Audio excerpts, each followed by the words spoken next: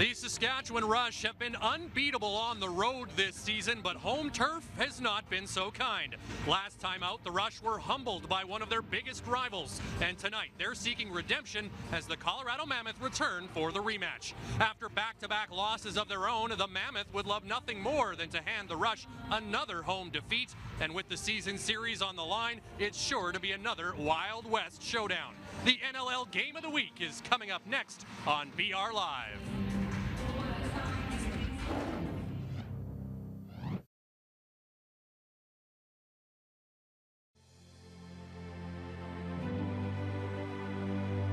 The following is a special presentation of the National Lacrosse League.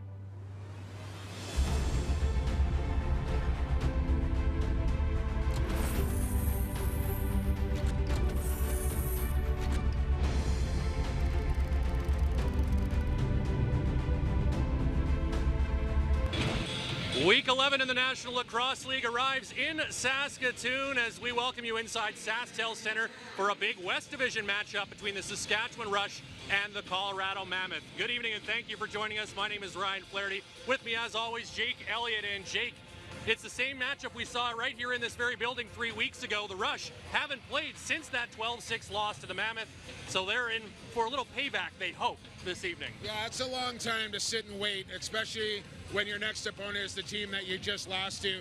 But they did get together in Toronto last weekend and by all accounts had two of their hardest practices they've had since arriving here in Saskatchewan. So I expect a hungry and aggressive Rush team here tonight. Not only was the last matchup between these two teams a lopsided victory for the Mammoth, but that also evened the season series. So tonight's game could be pivotal coming down the line when all is said and done at the end of the season. Yeah, you look at the standings here, and Colorado has already played 9 games, sitting at 4-5. The Rush at 3-2, just 5 games. So 4 games in hand here on the Mammoth. So it's an important game for both teams. This starts a stretch of 13 games in 12 weeks here for Saskatchewan. And for Colorado, they played 6 out of their last 8 at home.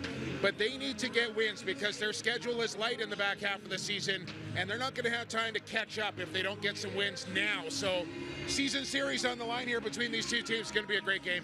The Rush do sit in first place in the West Division, despite the fact that they have one of the lowest scoring offenses in the league right now.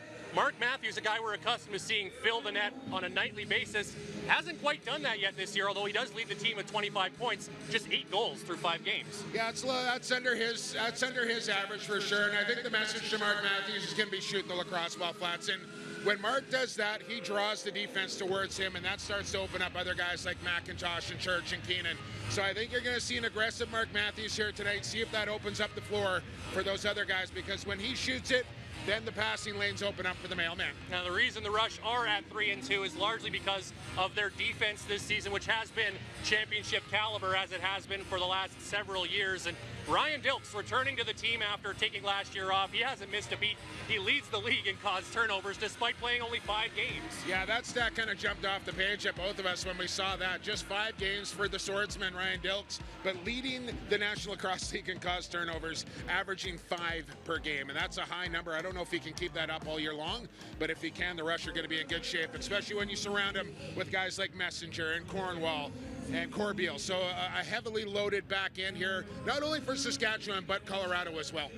Offensively for Colorado, Chris Wardle had a big game here last time out with 5 goals in the 12-6 victory, but the guy who really stirs the drink, so to speak, on offense is Ryan Lee. Does it all for that Rush or that Mammoth offense. Yeah, he sure does. 40 points on the year for Ryan Lee. You came up with a good stat before the game here that although he's 4th in league scoring, he's not in the top 5 in either goals or assists. So a really well-balanced attack for the RIT product. And then you got Chris Wardle, who always seems to show up big against the Rush. And let's not forget about Eli McLaughlin, who's looking healthier than ever. And he's always a dangerous player over there for those lefties as well. Both McLaughlin and Lee on pace for 80 points this season. And of course, the Mammoth, their strength generally lies on the back end. It starts with Dylan Ward and a robust defense. Their transition game has also been really big for them this year. Joey Capito having an outstanding start to the season. Yeah, lightning back into his usual tactics here. 3 shorthanded goals. That leads the NLL as well. And he's going to get his chances. There's no doubt about it. He's one of the best in the game at taking off the top. And then Dylan Ward, as good as he is stopping the ball, he's just as good at throwing it as well. He drops it right in the bucket for Lightning all the time. And that's something Saskatchewan will have to be aware of here this evening? Plenty of great storylines to watch for in this one, and it is 80s night here at SaskTel Center, so it should be a lot of fun here on a Saturday night in Saskatoon. Stick around because the game is coming right up in just a few short minutes from Saskatoon. This is the NLL Game of the Week on BR Live.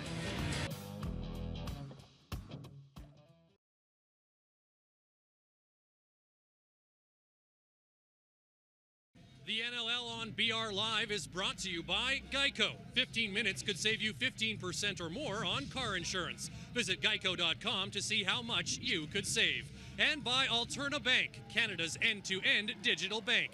Alterna puts the good in banking. Visit alternabank.ca to learn more. Back live inside SaskTel Center as we are moments away from the opening face-off. But before we get there, let us throw it down to the floor for Daniela Ponticelli standing by with Rush captain Chris Corbeil. Yeah, it's 80s night, Chris, but we're also feeling a bit of deja vu from a couple of weeks ago. But what are you doing with the team to ensure a different outcome? Just trying to put the last game behind us, focus on what's ahead of us, and yeah, go out there, get a win, and win this season series against these guys. And as the leader, what is motivating you most tonight? I just told the guys in the room, let's get back to playing rush lacrosse. Seems like we've been a little too much in our head so far at the start of the season. Just get back to doing what we do well. We're a great team with great players. We should be in good shape. Thanks so much, Chris. Back to you guys.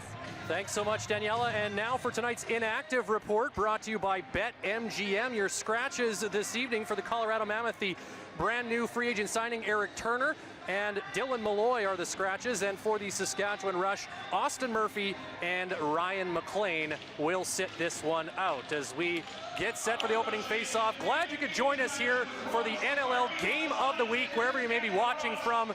Facebook, Twitter, BR Live. Ryan Flaherty alongside Jake Elliott. Jake, I'll let you do the honors. Ball is down, sticks are down, blow the whistle. Let's play some lacrosse, and an early move from Jeremy Thompson will give the ball to the Mammoth.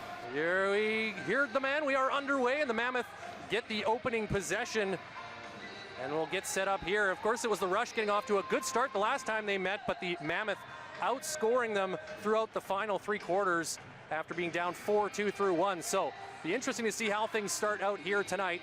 Mammoth, though, looking to get out on offense. Kinnear down into the corner for Eli McLaughlin. Takes that shot, although it deflected and ended up in the corner. Shot clock winding down. Maybe one chance for Rouet, but Corbeil all over him. Then the shot goes. That will count. That's a goal for Rouet at the buzzer. Be interesting to see if there's any challenge here. It looked like it might have been a bit late, but for now, it's a goal. Yeah, that's a real odd one there to start this lacrosse game here. And one, quite frankly, I don't know if it's late or not, but Evan Kirk needs to stop as you see the angle that it comes from. I don't know if we're going to get a challenge this early in a lacrosse game. I know it's only the first goal, but that's kind of a weird one to start this one as Jake Rouet, the Rooster, gets the Mammoth on the board. It's 1-0. And the lesson to not worry about that shot clock and just worry about the man. There might have been a little bit of a let up there at the end of that possession. Looked like Corbeil had Rouet covered, and he manages to find a hole in Kirk's armor, and it's quickly 1-0 Mammoth. Yeah, and that's why the 30-second clock is 30 seconds and not 29 and a half. And Mammoth right back on offense after winning the face-off. McLaughlin across. Now it comes back for Wardle. He had 5 goals here 3 weeks ago. Coming out of the corner is Malcolm. Now Kyle Killick. Back for Malcolm's shot. That was over top of the net. Ricochets back out to the middle of the floor. And Travis Cornwall will scoop it up for Saskatchewan. Malcolm did not play here the last time these two teams met in the lineup for Pac-12 tonight. First shot of the game stopped by Ward. It comes from Mark Matthews, and he hammers his man into the boards, but loses his stick in the process, and John Lintz will get that loose ball for Colorado and just hurls it down the floor. Not sure what he was thinking there. Not exactly sure either. That was interesting decision there from Johnny Lintz. But you saw Mark Matthews take that shot very early in the shot clock. Something to watch here for the Rush tonight. Marty Dinsdale for Ben McIntosh. 6 goals in his last 2 games as he's starting to heat up. Now Jeff Shatler with it for Marty Dinsdale. And McIntosh gets a pick, tries to fight his way through, but can't.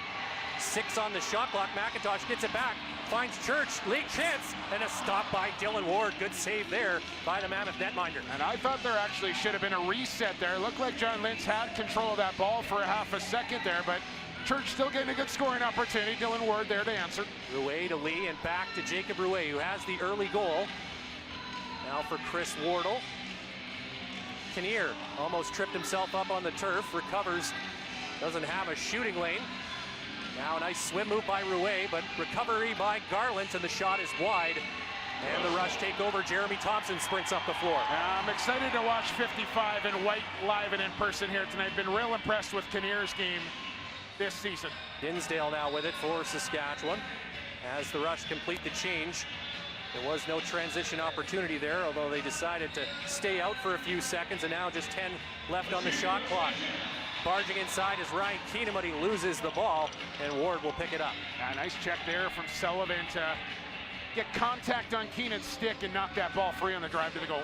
Just about 3 minutes gone here in the first quarter. Mammoth with the 1-0 lead as Ryan Lee takes over. Down into the corner as the Mammoth get their offense set up. Lee for Killen in front. McLaughlin, a great stop there by Evan Kirk. On Eli McLaughlin. Back on the Rush in transition. Chance here for Travis Cornwall. Looking for Church off the bench, but he dropped the pass. Now Church gets it back, looking for Jeff Cornwall. Can't get the quick stick finish. He was open down on the crease, just missed the pass from Church. Close call there for Saskatchewan, and now the Mammoth go back to work. Rouet gets help from Lee, comes across the top, now leaves it for Wardle. Wardle takes a hack from Thompson. Behind the back pass, doesn't connect, and that bounces right in on Kurt, and he gathers in the loose ball. Yeah, and something Colorado did a very good job of against Saskatchewan 3 weeks ago was isolating them, putting them on an island, working that two-man game and getting good looks on the weak side. We'll see if the Rush can make the adjustment. Matthews trying to charge towards the goal, but he's angled off by Capito. Back for McIntosh, into the corner for Church. Now Matthews again, wide fires, Ward steps out, doesn't know where it is, it's underneath him, but it stays out of the net. Robert Hope quickly up the floor for Capito. The Rush have numbers back, so Capito will hold up. Kyle Killen for Ryan Lee. The Rush, or rather the Mammoth leading scorer is Ryan Lee. Now Jacob Rouet and Will Malcolm. Trying to work the two-man game. The pass doesn't connect. And Malcolm knocked down to the turf for his troubles. The Rush take over. Brian Dilks quickly up for Jeff Cornwall. No opening for him, so he'll ladle it off and head off to the bench. Robert Church trying to find some room, none there, so he leaves it for McIntosh. Changes the angle. That shot just drifts over top of the bar. John Lintz will scoop it up and head the other way. A little high, a little wide there from McIntosh as he looks for his shot early as we go into the 10-minute mark. Still just 1-0. Kyle Killen was a healthy scratch in the game here 3 weeks ago. The only game that he has missed this season. There's a shot from Wardle low and taken in stride by Kirk. Makes the save, and the Rush gather in the rebound. Holden Garland bring it across center. First round draft pick of the Rush, leaves it for Jeff Shetler. And now Mark Matthews directing traffic as Ryan Keenan comes out to complete the change. Matthews trying to tell his teammates where to go with the nod of the head there. Church takes that shot, but just off target as it's over the net once again. Ward quickly up the floor. See if the Mammoth can get something going here in transition. Taking it right to the goal there was Coates, and then tried to find Lee, but the pass in behind Ryan Lee. Now Coates will hustle to the Mammoth bench, get the remainder of the offense on. Wardle down low into the corner, now Killen up top. Malcolm takes that shot, blocked in front. Malcolm knocked down. Here comes Mike Messenger, right down the middle of the floor. Mike Messenger right on. Stopped by Ward. It's in his leg pad. Good chance there. Best chance so far for the Rush to try to tie it up as the Mammoth get a goal in the opening minute from Jacob Rouet. And they lead this one 1-0 as we will head to our first break here with 8:41 remaining in the opening quarter. Saskatchewan Rush down by a goal as you're watching the National Lacrosse League Game of the Week on BR Live.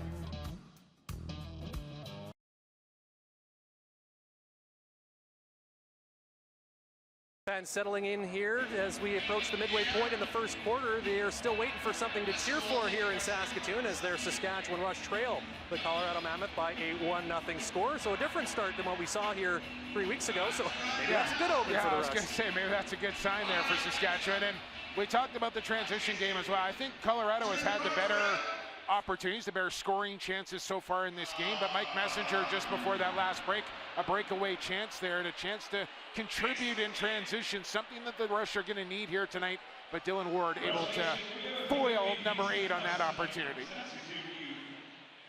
So the Mammoth will have possession of the ball here at the restart as we get going. And let's tell you about the officials tonight. The crew chief is Todd LeBranch, assistant referees Brent Colombe, and making his refereeing debut on the floor tonight, Calvin Roseberry. The shot clock operator is Ian Wilson. As McLaughlin sends it into the corner. Killen over the top, well high over the goal as that shot was disrupted. And Thompson quickly up the floor, has Corbeil, gets Brick to the goal, he scores! Chris Corbeil ties it up. The captain putting the Rush on his back. That's what the Rush are looking for right there. Back-to-back transition opportunities, and this time, the redhead, the gold shaft of the captain, Chris Corbeil, cashing in as Thompson gives him the lollipop in stride, and Corbeil goes low to the stick side on Dylan Ward to tie the game at 1. And they're pounding their chests here in Saskatoon as Chris Corbeil has his second goal of the season, and we have a tie game with 8:13 remaining in the first quarter. Rush Nation out in droves once again here tonight at SaskTel Center. Best fans in the National Lacrosse League, bar none. Ryan Flaherty. So Mike Messenger is going to line up for this face-off against Tim Edwards as the Rush have started to work Messenger into the rotation more and more starting last season and into this season as a regular draw man. Give them a couple of options there. And Messenger wins that one cleanly. Very cleanly, and much different draw man than what you see Jeremy Thompson, who likes to kind of pick and pop to himself. Messenger will like to muck it up a little bit, create a 50-50 ball. And that's going to be a big matchup here tonight because Edwards really had a significant edge here 3 weeks ago against both of Saskatchewan's face-off men. Church to Schattler, now Matthews back for Robert Church, but took his eye off the ball at the last second, dropped the pass, and the ball winds up in the Colorado bench. Mammoth will take over. Just a bit of an unfortunate drop there for the usually sure-handed Robert Church, who I think might have been thinking what corner he wanted to shoot for before securing the ball. As Jacob Ruiz starts things for Colorado. Malcolm peeling out of the corner, has lead, hard low shot stopped by Evan Kirk, who has been good here this season, one of the top goaltenders statistically in the league, as well as Dylan Ward. Great goaltending matchup this evening. Yeah, a bit of a shaky start there on that goal that got past Kirk late in that shot clock, but it's settled in nicely now. As McIntosh takes the feed and leaves it for Church, finds a lane, takes that shot, but misses wide on the far side. Ball is gathered in by Josh Sullivan. He heads up, makes the pass, and now we'll head off to the bench as the Mammoth offense jump back over the boards. Kyle Killen. 19 points on the year for Killen. Over for Wardle. Now Lee looking to cross from McLaughlin. That is deflected by Ryan Dilks, and it's out of play. In fact, actually went off the stick of the Mammoth. Now Travis Cornwall for Mark Matthews. And he leaves it for Dinsdale. Marty Dinsdale in there. Trying to clear some space in the middle. McIntosh for Church and back to Ben McIntosh. Across the top, Matthews has a little bit of room. Finds McIntosh off the pipe. That was a hard shot from Ben McIntosh, just inches away from making a 2-1 rush. Yeah, nice little check there from Matthews to dislodge the ball from Capito, and it goes out of play. New 30 here for Saskatchewan. A new shot clock starting to tick down now as Robert Church winds his way through the middle. Jeff Schattler fakes the pass, takes the shot. Ward with the save. Good job by Church to swat the ball back to Marty Dinsdale on a new shot clock. And here's where you got to make the Mammoth defense work. This is your third 30-second opportunity. Use the 30, make that defense work. You know they're tired, but through the crease, it'll be Mammoth ball. But going back the other way here, Flats, something I want you to watch with the Mammoth offense is how quickly they get the ball east to west. They want to send it back and forth across that floor 2-3 times, which will open up a cutter off ball for them. That's something that they've really been doing well over the last couple of games. as Rouet is warded off, leaves it for Wardle. Now Eli McLaughlin looking for a lane, almost found the back there, but missing the target. And now here comes Jeremy Thompson, and Sullivan jumping off the bench to try to shut him down, and the ball just rolling a little too far. Thompson in too tight and couldn't take it to the net, so he wisely leaves it for Robert Church. Good decision there from JT not to try and force things one-on-one, get the offense out. McIntosh to Matthews looking for Church. The angle's tough, but Ward keeps it out as Church looked like he might have had a little bit of room on the short side, but Dylan Ward takes it away. What a stop there from Dylan Ward as Church kind of double clutched on it, had all sorts of net. Tried to outweigh Ward, I think he stopped that with his back. But don't ask how, just how many. That applies to saves too. As Chris Wardle takes that low shot, it trickles through Kirk and into the net, and the Mammoth are back on top on Wardle's first of the night. Evan Kirk not happy with himself again on that one. Got a big chunk of that one. A little bit of a low to high here from Wardle. And let's see on the replay if this one comes off a screen as well.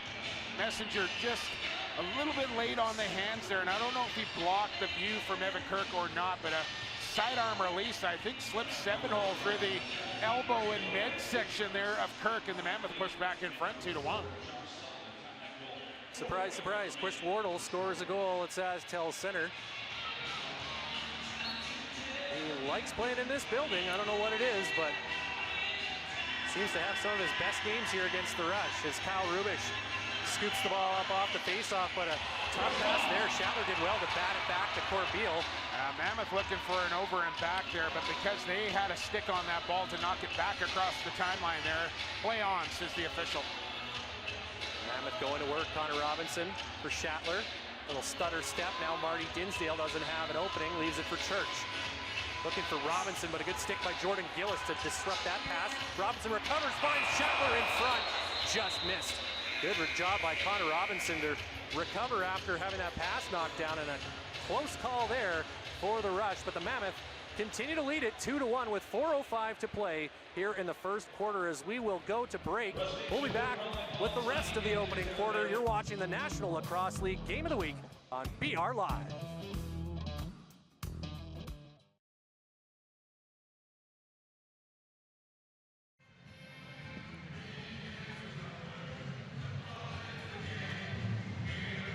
If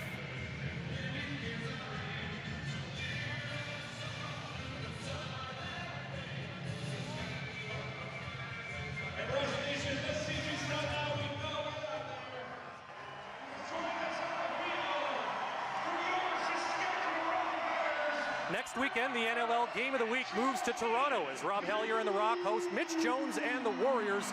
Catch all the action on BR Live, Twitter and Facebook, starting at 7 p.m. Eastern Time. As we welcome you back inside Saskatchewan Center, the Colorado Mammoth leading the Saskatchewan Rush 2-1 as the supersized bruiser makes his way off the field. Let's check in at floor level with Daniela Ponticelli. What do you have for us, Daniela? Ryan, the energy in this building is next level. So different from the last time these two teams met. Of course, the outcome right now is also a little bit different in this first quarter. Now, the biggest thing I got to say is in the AM practice, they were working on those transitions. In Toronto, they were working on fast releases, and we're seeing all of that come into play right here on floor level. Guys? Thanks so much, Daniela, as we are back underway here, under 4 minutes to go. Mammoth in possession, looking to add to their 2-1 lead. Malcolm spinning away. Gets it to McLaughlin, low shot, that's deflected. Doesn't reach the net. Ryan Dilks, the stalwart on the back end, picks it up for Saskatchewan and leaves it for Travis Cornwall, who gets his getaway sticks moving up the floor. Yeah, that's a couple of times. Good sticks in the lanes there, deflecting and blocking shots before they get to the goal. Matthews back for Ryan Keenan as the Rush offense gets set up. Church had that close call moments ago. Stunned by Dylan Ward, and that pass hits him in the back. I don't think he was looking for it. It's Ben McIntosh thought he had his man, but instead it's Robert Hope taking over for Colorado with just over 3 minutes to go here in the first. Shots on goal here, 8-5 Rush, down just one with 3 to play. Ryan Lee bounces it to Jacob Rouet, now takes it again in the corner. Finds McLaughlin, back to Lee.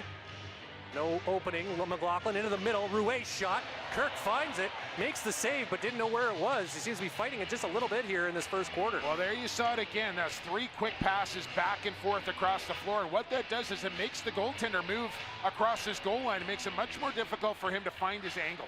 Dinsdale for Schattler, as he will quarterback this set here. Behind the back, but a miscommunication as Keenan was cutting towards the goal. Robinson recovers, 8 on the shot clock. Back for Dinsdale. Little fake trying to get around Lintz into the goal. Good recovery by John Lintz as he knocks the ball out of the stick of Marty Dinsdale. Wily veteran now, John Lintz, still getting it done. One-time former Rush player back in the Edmonton days. Absolutely, the Edmonton native, former University of Alberta Golden Bear. As Kyle Killen goes to work for Colorado. One-handed take by Lee, and that would have been some kind of highlight if he could have finished that off, but was stopped there by Evan Kirk. Still pretty good highlight, even though he didn't score. Having a man draped all over you and he's still able to take that pass, that's something else. Connor Robinson fires, stopped by Dylan Ward, who looks just like he usually does here tonight. And I really think that's the guy that the Rush need to get going here. Former 5th overall pick, the guy that they put their confidence in when they let Curtis Knight be exposed in expansion. Connor Robinson got to get going here for the Rush in his sophomore season now. Wardle being pursued by Rubish, gets a long shot away. Kirk, easy stop on that shot. Back up the floor. Come the Rush. Justin Robinson leaves it for Ryan Keenan. And now Jeff Schattler. 1 assist away from 500 in his illustrious NLL career. Schattler takes the shot, looking for the goal that time, but Ward is ready with the save. And now quickly up the floor, but we have a stoppage behind the play. I think we got a push on the back after the shot was taken. That was breakaway time right there for Capito, but gets called back. The Rush get a break here. They're going to get a fresh 30 to work with into this final minute of quarter number 1 down a goal. Yeah, Joey Capito, you talked about it earlier, about how he can read those plays and he just breaks up the floor. Man, he was home and cooled, but yes, the Rush catch the break as Church now gives it to Keenan. Takes the shot, it's deflected though, doesn't find the net. Keenan now trying to get back on it. Still 20 on the shot clock. Now Keenan dives towards the goal. He's stopped by Ward. And they are looking low early and often here on Dylan Ward, and just not a lot of space down there. I don't know where the angle is, as that one off the stick of Brett Cragen out of play. And now Saskatchewan here, what do we got, Flats? 1.3 differential. So I think he can pull the goaltender here. You got the short change, but if you are going to go 6-on-5 in this final 31 seconds here, as the Rush have called timeout, you want to work this shot clock down to like 2 seconds before you even think about going towards the goal, because we've seen Dylan Ward and the way he can pass the ball. Capito's going to be taken off as well, but you don't want to leave the Mammoth with too much time. Just think, just a week ago, back down there in Vegas, Brody Merrill at the buzzer, scoring with just ticks left on the clock for the full quarter. So it is possible here. So expect, now they put another 4 seconds up on the clock, and for sure, you got to keep Evan Kirk in the goal now. Yeah, absolutely. That changes things completely, as still, Jeff Schattler will bring it up. Still same strategy here. Don't leave Colorado with any time after this possession if you're Saskatchewan. So Dinsdale with a quick look at the clock, in no hurry to get it going here, as it's in a 5-second differential between the shot clock and the game clock. Now Dinsdale goes to work for Matthews. As Gillis watching him, back for McIntosh. Church spinning in the middle. McIntosh can't hit the net. That shot bounces down. Kirk is still in his crease. There's still 6 seconds on the clock. Chance for Colorado to get one here. Capito with the shot, and Kirk makes the save. Wasn't sure where it went, but it stayed out. That's a dangerous chance. And it's 2-1 Mammoth here through 15 minutes in Saskatoon. So, as maybe we expected, a defensive battle so far through 15 minutes. We will be back with the second quarter of play. You're watching the National Lacrosse League on BR Live.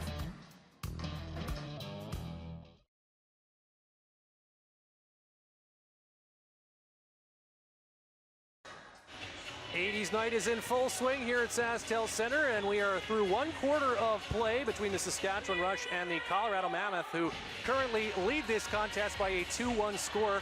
Ryan Flaherty alongside Jake Elliott, and different start than what we saw 3 weeks ago, but once again the Rush just having trouble finding offense here through 15 minutes. Yeah, I think some looks have been there. Obviously, Dylan Ward, he's a beast, man.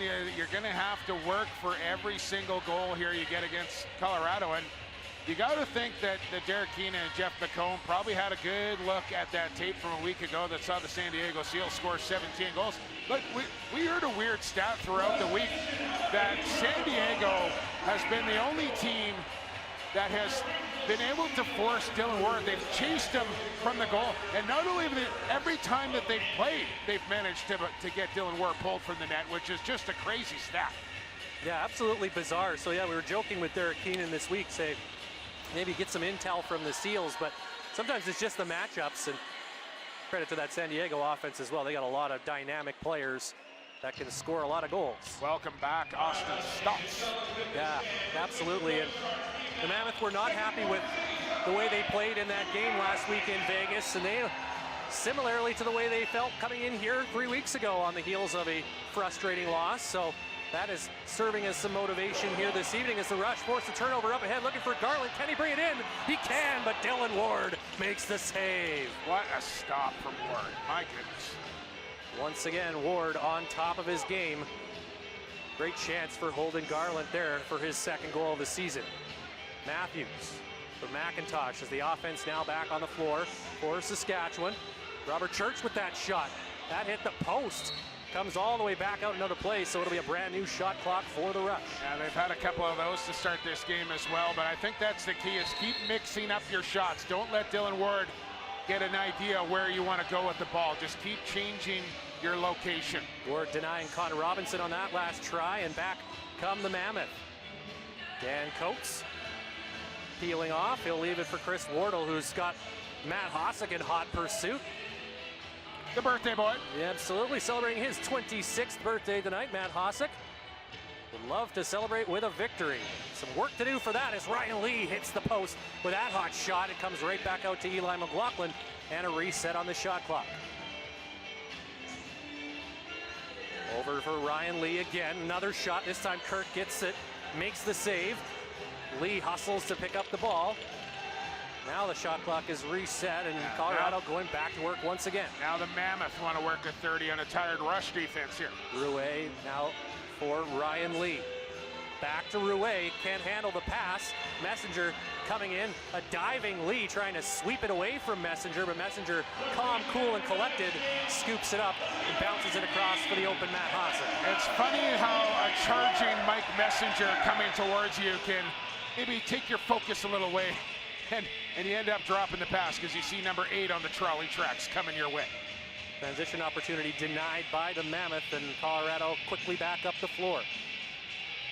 Ryan Lee into the corner for Killen. Now skips it across. Will Malcolm. Little stutter step. Good switch defensively by the Rush. Now underneath comes McLaughlin, fakes, takes, and a great stop by Evan Kirk as he stretches out to deny Eli McLaughlin. Wow, from Evan Kirk right there. It looked like he kind of gave the John Cena, you can't see me, as he was trying to shake the ball out of his glove. McIntosh now working with the ball for Saskatchewan. Over the top, fires, stopped by Ward. Schattler wins the loose ball, at least gets it to the boards, and now Jeff Schattler trying to battle against 2 Mammoth defenders. Colorado, though, is going to take a penalty here, so a little bit too much on that action. Actually was away from the ball. Looks like Robert Hope is getting the penalty here. Wow, what a save there from Everett. Watch this here as he tries to shake the ball loose out of his glove. Not sure we're going to see it there, but Robert Hope off to the penalty box here for the Colorado Mammoth as the 3rd-ranked power play in the National Lacrosse League goes to work here, clicking at just over 55.5%. Yeah, good early candidate for our Alterna Bank save of the game as Mark that down, yes. Evan Kirk making a beauty stop there. So the Rush now working on the game's first power play, trailing by a goal. Matthews in tight for Church, misses the net. High ricochet, and then Ryan Keenan brings it down. Matthews fakes the pass. That shot off the backboards. A few fans getting a little excited as it hits the back mesh, but stays out. Now Capito in transition. Ryan Dilks, though, just shutting that down right away. You know, I can barely turn my head fast enough, and there's Capito up in the offensive zone. As Capito now will rag the ball here and try to kill some time on this penalty. Gets a rough ride from Hossack and Dilks. And the Rush get the ball back here with still $1.20 on the man advantage. And now you take Capito off the short man as well, as he needs to get to the bench for a break. So we'll see if the Rush can take advantage of that. As mentioned, the Rush power play, third ranked in the National Lacrosse League. They've only had 18 power plays in their 5 games. Matthews shot over the net. That's going to come all the way back down the floor, so the Mammoth are going to get a free possession here. And he had Ward going down early there. All he had to do was hit the top part of the goal, and that thing was in, but he fired over top of the crossbar. So Colorado with a great opportunity here to milk this clock, as 55 seconds remain in the penalty to Robert Hope. They will take their sweet time now. And if an opening presents itself, you might see Dylan Kinnear take it to the goal. Waiting, Thompson watching him. Kinnear now doubled. Messenger in there as well. Thompson knocks it free. Kinnear battling hard, but that's a battle you're not going to win very often against 2 strong Rush defenders. Yeah, that's a nice job there from Thompson and Messenger. One more opportunity to come here on the man advantage with about 20 ticks to work with. Church with it. Has Matthews as well. We'll see if they can hit the net this time. Matthews and Keenan back and forth. Matthews thinking about the shot. Now inside looking for Keenan. Missed him, but Shatler gathers it in. 7 on the shot clock. Back for Church. That's right on and stopped by Ward, who sprawls and makes the stop. McIntosh knocks the ball free, but Ward comes out of his net and hammers that pass right off of the score clock here. So that's like a ball going out of play, so the Rush will get possession. Yeah, 8-second count was on there. Ward had to get it down floor, just rolled out of the pocket high. So another chance here for the Rush after not scoring on the power play, but Shatler gets it on even strength, and he evens it up at 2. Jeff Shatler still in search of that 500th assist, but adds to his goal total in his illustrious career as this one slips through the 5-hole, and we're tied at 2. And I know it's early. There's 10:01 left in the second quarter, and it's a 2-2 game. That felt like an important goal for the Rush. It really did. After the Mammoth killed off that penalty and did a really good job of doing it, seconds later, after Hope stepped out of the box, Shatler gets the goal, and we're back on level terms here in the second quarter. Messenger in the face-off, draw again and wins it as Travis Cornwall comes in. I think Messenger 2-0 now in the face-off top. Matthews going back to work. Just 8 goals on the season so far for Mark Matthews. He won't score there, but he will drop another penalty against Colorado. So after we come back from our next break, the Rush are going to get another power play opportunity and a chance to take their first lead of the night. We've got a 2-2 score here in Saskatoon. Stick around, there's more second quarter action coming up. You're watching the NLL Game of the Week on BR Live.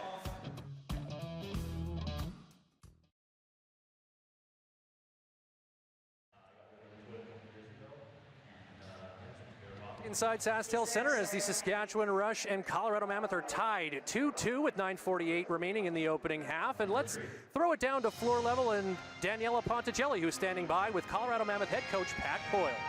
Yes, Ryan, players are already hitting the floor. Coach, a bit of a different pace, different energy from that last matchup. What is the thoughts right now as you gear up for the second quarter? I think it's been a good game so far. Tight defensive game.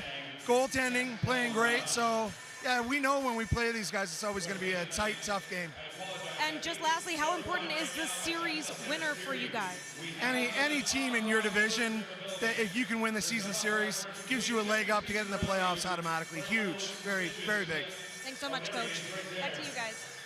Thanks a lot, Daniela and Pat. Yeah, we've got a good classic Mammoth Rush tilt going here so far through about 20 minutes of play. Speaking of good, Pat Coyle looking good. Has been on a bit of a weight loss crusade, as yours truly, the Hall of Famer, looking good down there on the Mammoth bench, and is Mammoth in a 2-2 deadlock here with the Rush, but Rush going back to work on the man advantage here. Dan Coates in the penalty box for the next 2 minutes or less. The Rush unable to score on their last power play, but they tied the game right after the first Mammoth penalty expired as Oh my goodness, I wish you could see what we're seeing here in the the building right now, because Connor Robinson is doing a risky business. It's 80s night, Flats. It's 80s night. Tom Cruise, montage. Risky Business. One of my formative movies from my childhood here, Ryan Flint. That was fantastic stuff there from Connor Robinson. All I know is glad to have you as the Hall to my oats here in the booth here tonight. Which one am I? I'm the Hall? Or yeah, you can be Hall. Okay. You can be Hall. I'm just All the clapping guy. I'm just doing the clapping here. The weird guy with the mustache. Yeah. All right, back to the action. A great save by Dylan Ward on Ryan Keenan as he stretches across to Rob the rush forward on the power play. Talk about the alternative save of the game. We've had a few candidates already here tonight. Both goaltenders looking pretty good. Kirk, I think, wants both goals back, but other than that, he's looked very, very good here. And we've got a 2-2 game, and there's Kyle Rubish doing Kyle Rubish things, knocking the ball away, picking it up, and getting his team back to work on the man advantage, which still has 1 minute and 20 seconds remaining. That's about as clean of a strip as you're going to get right there from multi-defender of the year, Kyle Rubish. As Schattler takes it up top, now behind the back for Matthews, looking for Church. Good job coming out quickly was Carnegie to shut that down. Now Matthews takes that shot, it's blocked in front. That hit John Lintz. Now Church, he's shielded off. The shot clock expires. Good job by the Mammoth penalty killers that time. And now they'll be able to kill the majority of the remaining time should they desire to do that, and I'm sure they do. Pretty nice job there from Carnegie. Ward was kind of scrambled down and out, but able to get a stick on that one and block what was an empty net. McLaughlin making a path to the goal. Good pass as Lee almost found an opening there, and the Rush now will get 30 seconds still in this power play after that take by Ryan Lee. So Ben McIntosh doesn't have to rush it here. No, I would like to see Saskatchewan maybe get a cutter or two going through the middle. Get that box of the Mammoth moving. Matthews. There we go. Surveying the scene as Schattler stepping out from the corner, back for Matthews. Down low, quick stick, stopped by Ward.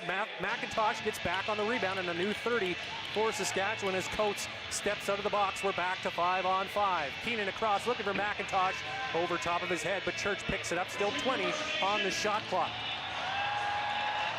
Lots of time here. Matthews backing his man down, but then goes down to the turf as Hope did just enough there on Mark Matthews. And now Dan Coates will bring it up the floor for Colorado. Looking to draw another call there, but with 2 straight against the Mammoth, referees not putting the arm up on that occasion. So it remains a 2-2 game. Rush now 0 for 2 on the power play. That pass is a wild one and doesn't find Ryan Lee. Look up. And quickly up the floor come the Rush. Chance perhaps here with Garland and Thompson. But quickly out the gate are the Mammoth to shut down that potential opportunity. So Marty Dinsdale will slow things down for Saskatchewan. Still 15 on the shot clock. Dinsdale cutting towards the middle, but there's a massive humanity in there.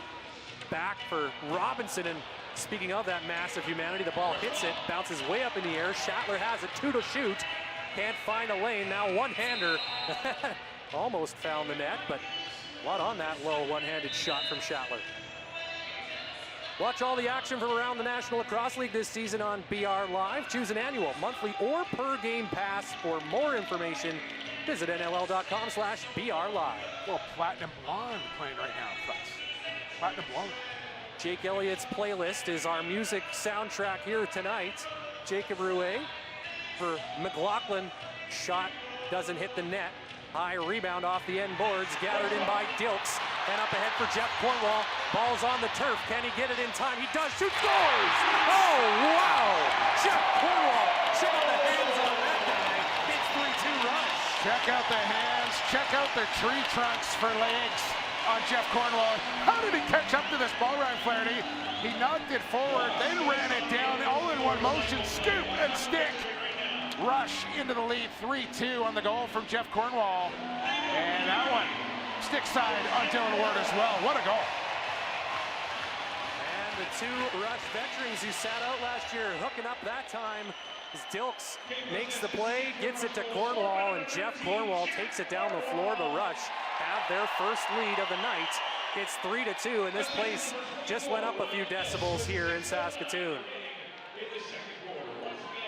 as Thompson wins the draw, but his pass is intercepted. Smart play there on the part of Tim Edwards after losing the draw. Didn't quit on the play and was able to regain possession for his team. Yeah, Thompson just needs to use his legs there. Open to run to open space is what I'm trying to say, and then look for the pass. Tried to force that one a little bit. Ryan Lee is the Mammoth playing from behind for the first time, but a delayed call coming up to Saskatchewan as Ward makes his way to the Mammoth bench.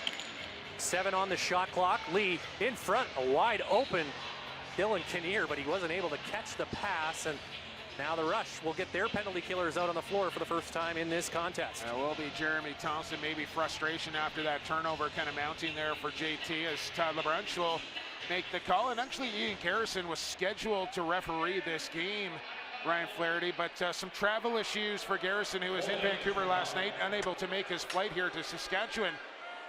So first time on the turf for the young Saskatoon official. With the legend, Roseberry. Yeah, Roseberry onto the turf here along with Coloman, the legend, into the penalty box. Ian Wilson running the 30 here this evening. So a career first for Calvin Roseberry as well. It's a big deal, not just for players, but officials too. In the NLL as the Mammoth tie it up. McLaughlin on the power play. 13 That's a seconds. snipe, and it's 3-3. Did not take long for Eli McLaughlin to cash. 13 seconds is all it took. And we had a chance to kind of talk to Roseberry before the game, and he was trying to play it off a little bit cool, like, yeah, not a big deal, I'm going to get my first start. But you could see it in his face that this was a very big deal for him, getting to step onto the turf for his first National Lacrosse League game as an official. Yeah, veteran of the 3 Founders Cups, but this is a whole different ball game here in the National Lacrosse League. So Eli McLaughlin has tied it up here, and the Mammoth making quick work of that power play. McLaughlin's 11th goal of the season, and we're tied at 3 with just over 5 minutes to go in a very well-played first half between these two Western rivals. Cornwall, triple teamed in the corner, finally has the ball knocked loose. Robert Hope finds it in a little flip pass over the top for Gillis, who will bring it up the floor. That's something Colorado is also very good at. In unsettled situations, they will swarm the ball carrier and just take away options so you can't get rid of the ball. Rouet skips it across for McLaughlin. Now down low, Malcolm in for Wardle. Dives, and a great stop by Evan Kirk as Chris Wardle was looking for the low corner there. Had it labeled, but Evan Kirk comes up big as we will head to our final break here in the opening half. It's been a good one. 3-3 is the score. Put on a show. Wow. We take a look at some of the highlights as Kirk with that save as he keeps it tied at 3s. We've got about 4:37 to go here in the opening half, and we'll bring it to you in moments. You're watching the NLL Game of the Week on BR Live.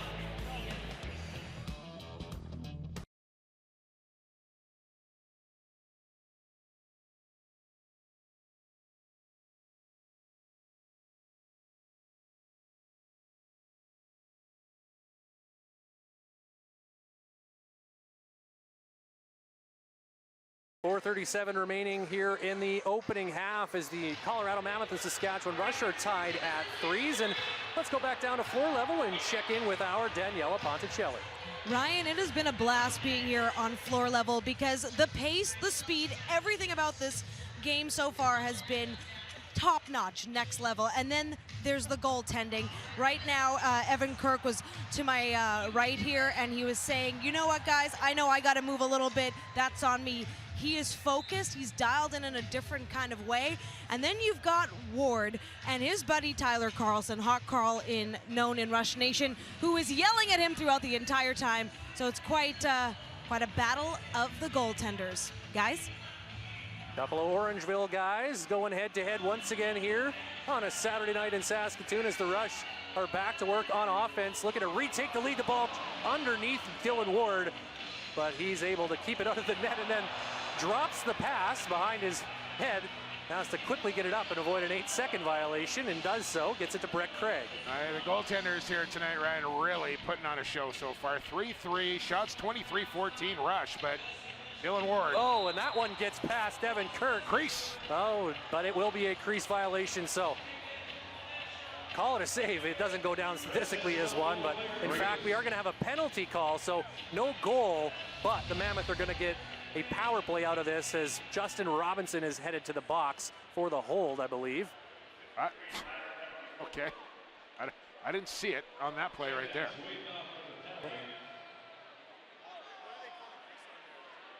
I'm thinking because it doesn't. No, that's not me. No, I said it was in his knee. A little discussion about the crease violation and the penalty call, but the bottom line is that the Mammoth, 1 for 1 on the power play, are back to work on the 5-on-4. McLaughlin back up top for Killen, behind the back for Lee. Shot that hit Chris Corbeil in front, and the Rush captain didn't even blink.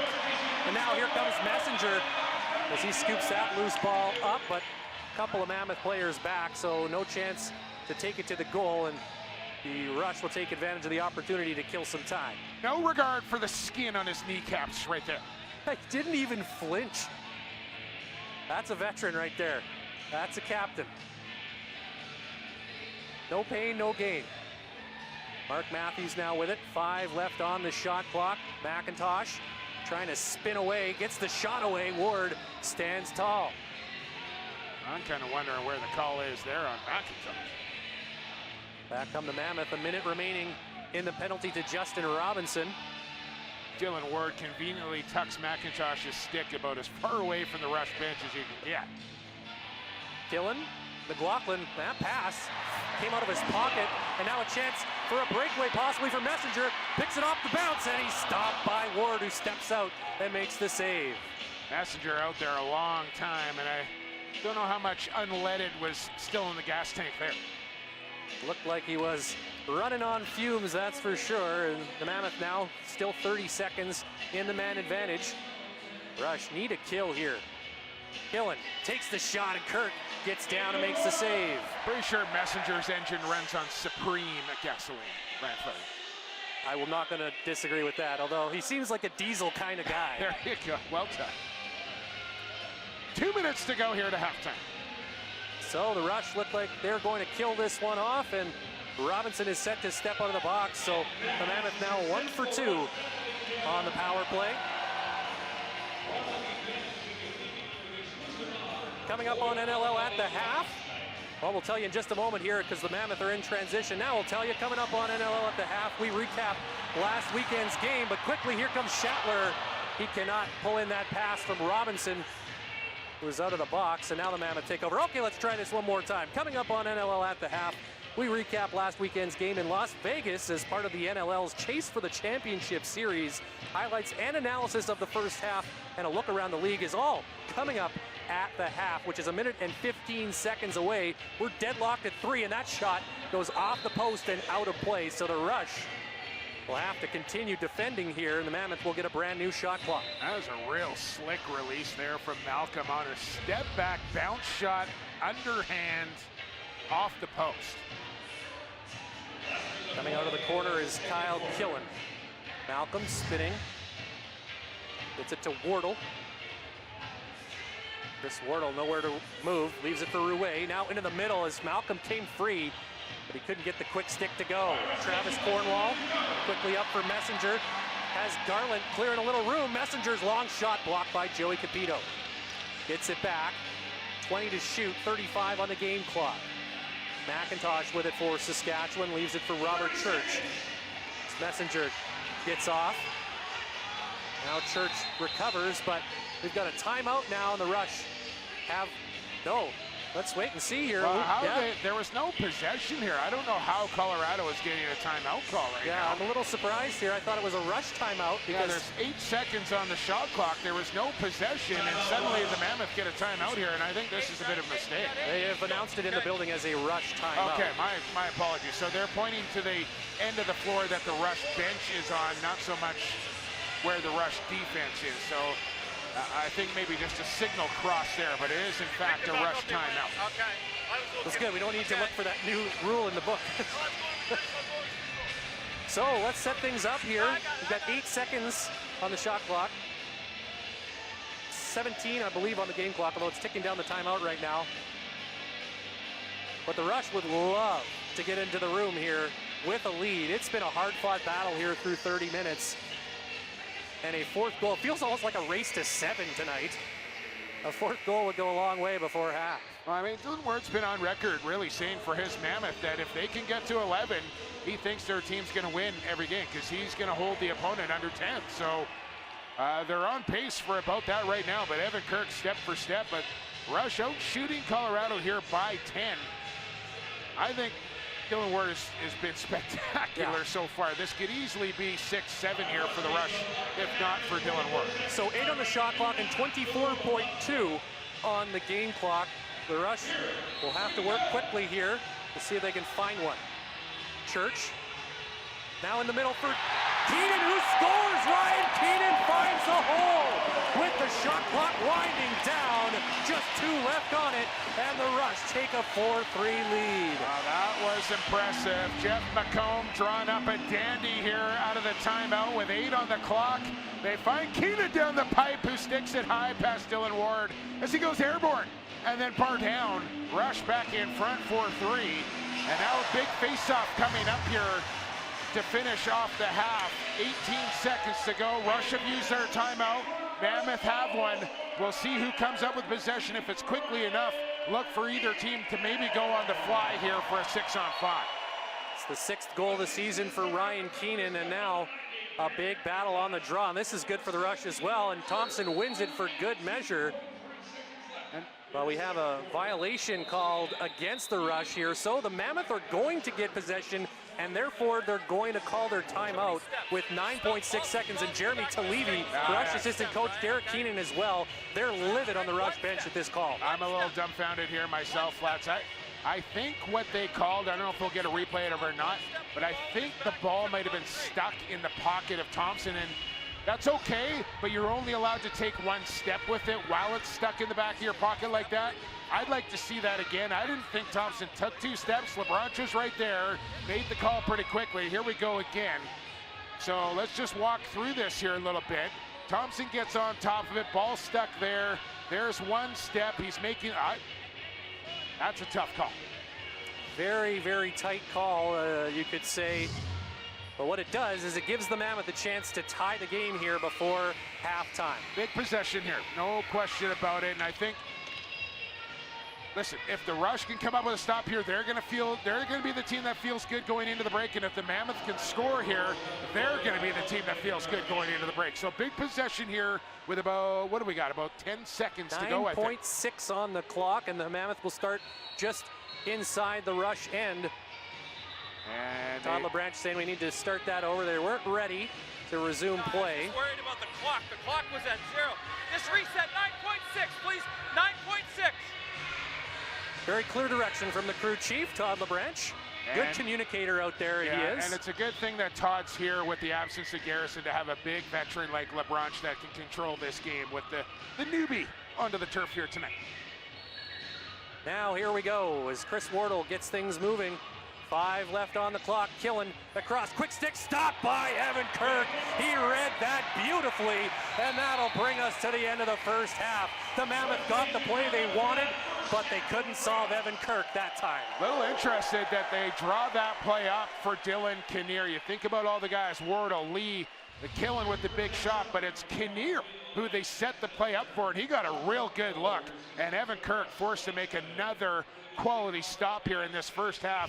Goaltenders putting on a show here in the opening 30. It is 4-3 Rush with 30 minutes to play here from SaskTel on a Saturday night. 80s night here at SaskTel. A low-scoring affair between the Rush and Mammoth. What else is new? Heard that story a time or two before. I believe we have Daniela Ponticelli standing by at floor level with Mammoth captain Dan Coates. That's right, Ryan. Dan, okay, first quarter came out fast, lots of energy, matching very closely. Of course, the Rush have the lead right now. What is the thinking going into that locker room? Well, we knew this is what we'd expect coming in this game, and we always play these guys tight. Obviously a tight game here. I think we just got to limit the transition, stay out of the box. I think we'll be all right. Yeah, I was just going to say they had plenty of transition opportunities, so that's obviously another factor for you. In terms of the mental aspect of the game, what do you want to make sure the guys are feeling as their captain getting back out? We just got to play shift at a time. We just got to focus on the process. We'll be all right here. All right, and then lastly, The Rush were saying they wanted to get back to playing their game. Do you feel like they are playing right now? The league, they're always tough to play against. They've had 2 weeks off. We know that they're going to come out firing in the second half, so we got to be ready. Thank you so much, Dan. You can go back to the locker room. I appreciate it. Back to you guys. Thanks so much, Daniela and Dan. As we get into the half here, it's the Saskatchewan Rush leading the Colorado Mammoth by a 4-3 score. Lots yet to be decided here from SaskTel Center as we head to break. You're watching the National Lacrosse League on BR Live.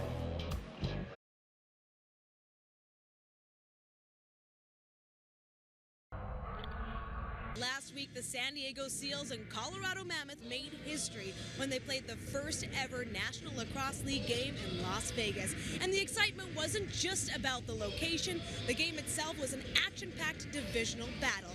Here's a look at the NLL's chase for the championship, Las Vegas.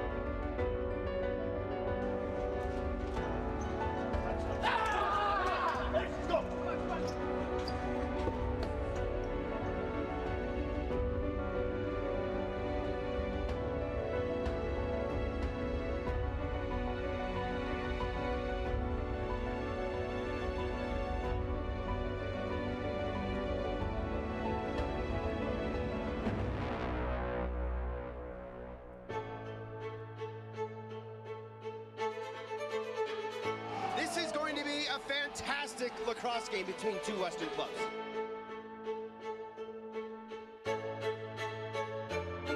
Lacrosse comes to Las Vegas. Great Saturday night action. It's going to be fun.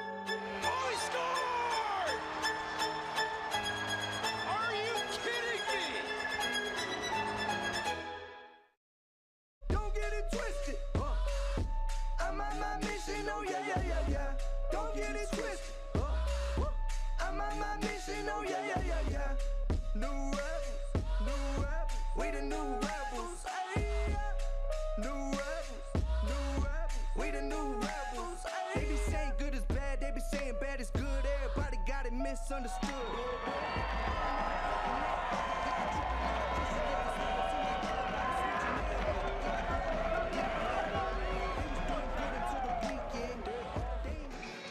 Well, yes, it was quite the scene. Jake Elliott was actually there. He had a few good times enjoying the game as well, as we'll maybe talk about that a little bit more in the second half. But for now, we're going to head to break. We will be right back. You are watching the National Lacrosse League Game of the Week here on BR Live.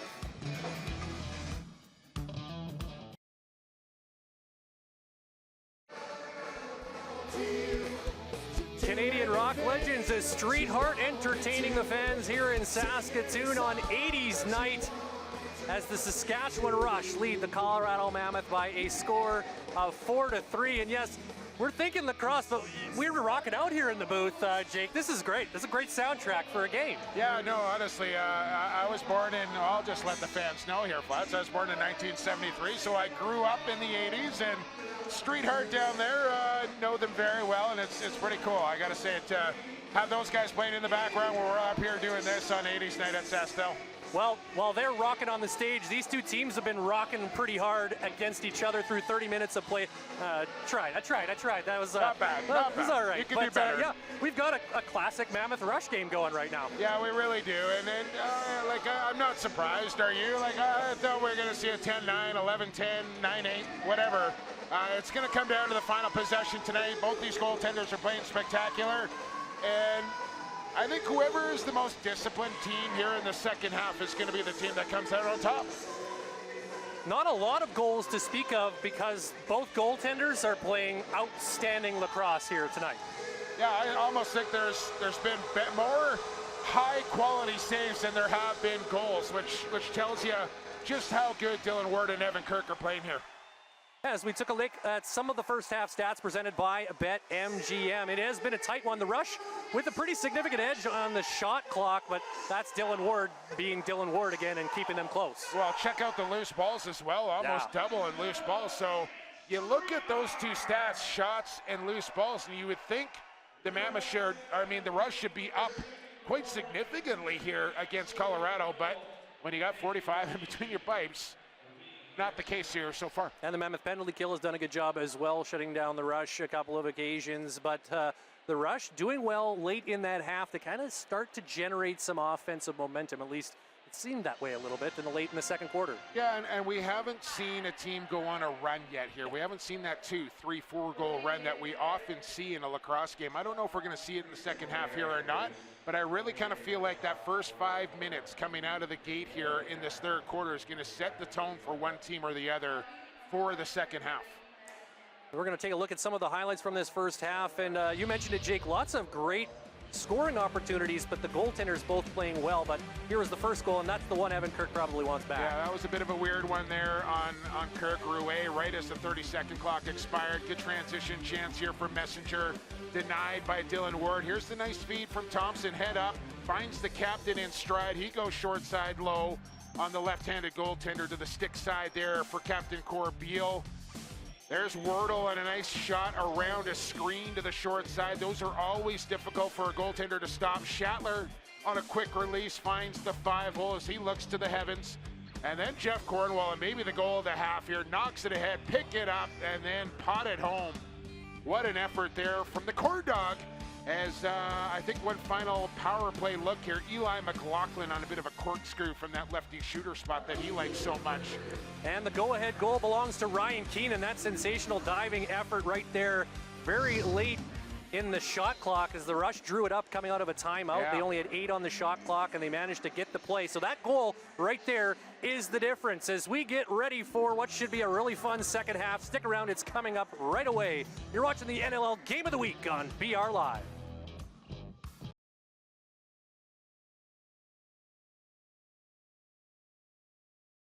The NLL on BR Live is brought to you by Geico. 15 minutes could save you 15% or more on car insurance. Visit geico.com to see how much you could save. And by Alterna Bank, Canada's end-to-end digital bank. Alterna puts the good in banking. Visit alternabank.ca to learn more. Back inside SaskTel Center as we get set for the second half. The teams are just returning to the floor. Saskatchewan Rush leading the Colorado Mammoth by a 4-3 score, and I believe that Daniela Ponticelli is ready down at floor level with Rush head coach Derek Keenan. Yes, thanks, Ryan. So we know that this is a classic matchup in a lot of ways. In fact, your counterpart on the other bench said just that, but we also know we can't take that for granted given the last game. So what's the thinking here to make sure that we spread out and get some more goals? No, there's nothing taken for granted. It's a 4-3 game, 1-goal game. So I liked our energy level, though. We got to raise that up another notch, win little segments. You know, we're getting really good looks on offense. Ward's been good, but you know what? We 3 weeks between games, we got a little bit of rust out of the sticks. If we keep really grinding, I think we're really doing a good job fighting for space on offense. We've drawn a couple penalties, and our power play is good enough that, you know, we're going to bang a couple in there if we keep grinding it. And very quickly, how crucial was that practice last week? I asked Macomb about that too, but the fact that that energy is up, and that was from the get-go from this morning already. Yeah, it really is. Yeah, you can tell the difference. And again, you know, a lot of self-reflection collectively and individually by our guys, and I think they realize that we have to win the hard work part of it. You know, that's an easy thing to say, but you got to get out there and do it, and I think we've done a good job of that so far. Well, thank you, Coach. Good luck with the rest of the game. Back to you guys. Thanks so much, Daniela and Derek Keenan. Yes, definitely saw that work level up. I think you can easily see the difference compared to 3 weeks ago from the Rush. Yeah, absolutely. Jabber looking dapper tonight. Sharp tie there on the Rush head coach. As we're just about set to go for half number 2 here. Thompson and Edwards set to go. Blow the whistle. Let's play some lacrosse. You heard the man. We're underway here in the second half at a tight one between two Western rivals in the season series on the line. Who can take it here in the second half? And just to get back to the point quickly, Flats, I think when this team, with the amount of talent that they have, they put that hard work ethic together with it, they're going to be a tough team to beat. If they don't work hard, they're going to be up for grabs. And a chance to take a 2-game lead in the division as well if they can win here this evening. It is still early in the season, but if they can win the season series and grab a 2-game edge on the Mammoth, well, that's certainly going to be in the favor of Saskatchewan. But a lot of lacrosse to be played before we can talk about that with any degree of certainty as the Rush go to work on offense for the first time here in the third quarter. Church, across from Matthews, winds, fires, and Ward was ready, stepped out and made the save. Mammoth quickly up the floor, chance perhaps in transition. Here is Sullivan, and Evan Kirk makes a good stop. Always key to make your first stop to start a quarter, start a half. Kirky able to do that there off a pretty quality scoring opportunity from Sullivan. And speaking of a lot of lacrosse, Flats, some being played last night in Vancouver. The Buffalo Bandits looking sharp with a 15-8 victory over the Warriors on the road. They'll be in Toronto tomorrow. Vancouver makes a long trip to Rochester. So 2 Sunday games tomorrow for Week 11 action. And Calgary right now up 2-0 on the Riptide at the Saddle Dome. So Western Division game involving the Roughnecks as well there. Of course, against the expansion Riptide as Evan Kirk makes another save. We've just played over a minute and a half here in the third quarter. Jeff Shatler quickly off the bench. The McIntosh and now Marty Dinsdale. Quiet start to the season for Marty Dinsdale. Just like a lot of these offensive players as McIntosh scores! Ben McIntosh with a little fist pump as he finally found that corner he's been looking for all game. And it's 5-3 Rush. Well, honestly, right now, Ryan, if you walked into the crease of Dylan Ward with the lacrosse ball in your hand and placed it inside the goal, you couldn't have done it any better than Ben McIntosh shot it right there. And that's what I'm talking about. That's the type of shot that you need to get off to beat Dylan Ward. That thing was right inside the post and right underneath the crossbar. What a snipe from number 90. He now leads the Rush with 9 goals on the season, one more than Mark Matthews. Ben McIntosh heating up after a bit of a slow start to the campaign. That's his 7th goal in 2 games and a little over a half. Matthews for Robinson. Connor Robinson stopped by Dylan Ward, and the ball caught up in his gear now. Gets it to Hope, and the Mammoth head back up the floor. First 2-goal lead for either team here tonight as the Rush have scored a 5th one early. Ben McIntosh making it 5-3. We talked about that opening 5 minutes at the half. Right now the Rush good for the lone goal. And there's a shot block in front by Mike Messenger as Ryan Lee unable to get that ball through big number 8. McLaughlin now long pass, and that's knocked down by Jeff Cornwall. Shot clock winding down. No chance there for the Mammoth. Great job defensively by the Rush. And I think the Rush learned their lesson the hard way early in that first quarter on that first possession, playing to the final buzzer of that 30-second clock. Didn't let up on that possession. Dinsdale swings it across for Keenan. He has a goal here. That time he's stopped by Ward. Good mention, Ben McIntosh with 2 assists in the first half, so he's now working on a 3-point game to lead all Saskatchewan point getters. Kyle Killen. Connor Robinson on him. Now a switch as Sullivan will head off to the bench, and Ryan Lee completes the change along with Dylan Kinnear hustling onto the floor. Malcolm, 12 on the shot clock. Pass was a tough one for Wardle to take, and now just 5 left to shoot. Malcolm takes it, and Kirk falls on top of it. Whoa, that almost cut through him. Good recovery by Evan Kirk as he made the initial save. Didn't know exactly where the ball was, and just did the old spin and sprawl to keep it out. The old spin and sprawl, Ryan Flaherty. Worked to perfection there for Evan Kirk. You see him when he gets up off this ball. This thing is 2 inches from being across the line. Staying with the play that time, though, and he keeps it at 5-3.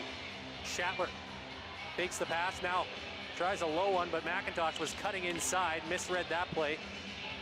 Quickly up the floor, here come the Mammoth in transition. Edwards thought about it for a moment, but he was shut down. Yeah, maybe that's the first occasion there, Flats, where I saw the rush a little slow back to the bench, almost created opportunity for the Mammoth up the floor. They've got to stay disciplined and keep that work ethic, hustle to the bench, not only onto the floor, but getting back to the bench as well. Let your defense get out and shut that transition down.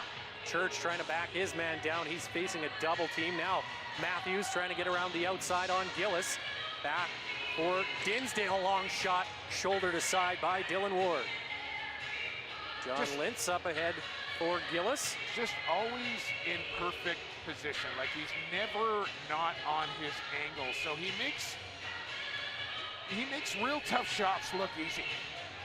Now the chant here in SaskTel Center for Evan Kirk is make him work, but that could be Dylan Ward's mantra as well. He certainly makes you work for every goal. Sure does. Chris Corbeil hustling back up the floor for Saskatchewan after that stop. Now Keenan angles his way down towards the corner. Now back up top. Keenan trying to fight through a check. Dinsdale has the ball knocked loose. Still plenty of time if they can get it back, but nice work by Tim Edwards to take it away from Ben McIntosh. And the Mammoth captain Dan Coates takes over. So there's that 5-minute mark now into the break window here in Saskatchewan. Still +1 in that 5-minute gap. You heard Derek Keenan say they want to win little segments of this game here. Break the game down, break the quarter down into 5-minute segments. Wardle for Malcolm. Coming across the top. Turns back the other way. Now for McLaughlin, who has room, but can't find the net with that shot. Oh, maybe he did. It looked like now they get the reset. Here comes Matt Hossack up the floor. Still looking for his first goal this season is Matt Hossack. Would be nice to get one on his birthday, but he'll take the win. That's more important to him and the rest of the team. A lot of work left, though. Rush know from the last matchup that they cannot let their foot off the gas. They had a great start here 3 weeks ago, and then the Mammoth just took over. Church with that shot. Whistles wide. It comes all the way back. Matthews can't keep it on the same side of half, so it will be Mammoth ball coming out of the timeout as the Rush have opened up a 2-goal lead here with the goal by Ben McIntosh. As you see it right there, the perfect snipe from Benny Mac. It's 5-3 Rush. We'll be back with more third quarter action. You're watching the National Lacrosse League on BR Live.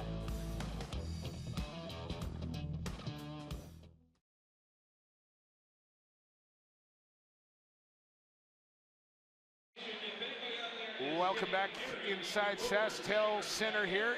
8:42 to go in this third quarter. Rush leading the Mammoth 5-3. Next weekend, however, lacrosse fans, the Saskatchewan Rush head to the Scotiabank Center to take on the Halifax Thunderbirds in an Alberta Cup matchup. Alberta Cup, I love it, Flats. Catch the action on BR Live starting at 6 p.m. Eastern Time from the Maritimes. Alberta Cup, it doesn't get any better. No, and if you're not familiar with the Alberta Cup, that's a new innovation this season. Between every matchup between two Canadian teams is for points, and the team that wins it at the end of the year will get some extra bragging rights of the Alberta Cup champion title.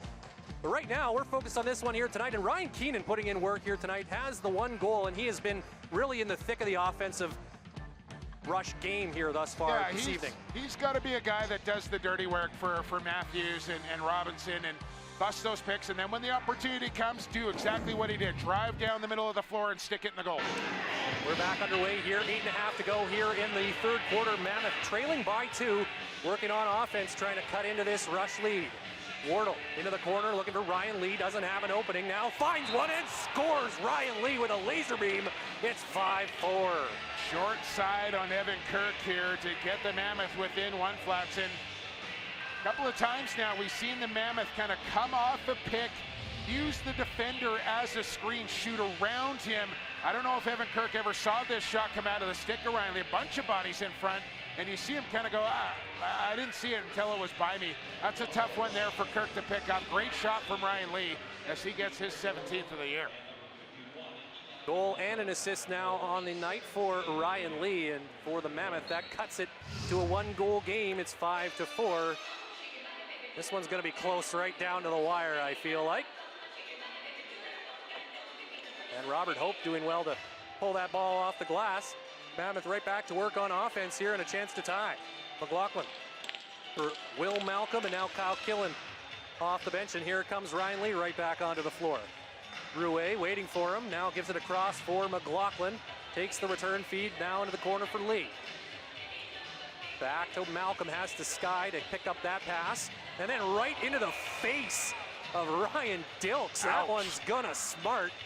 Rush get the ball in painful way for Ryan Dilks to do it, but he'll take it. Right in the face.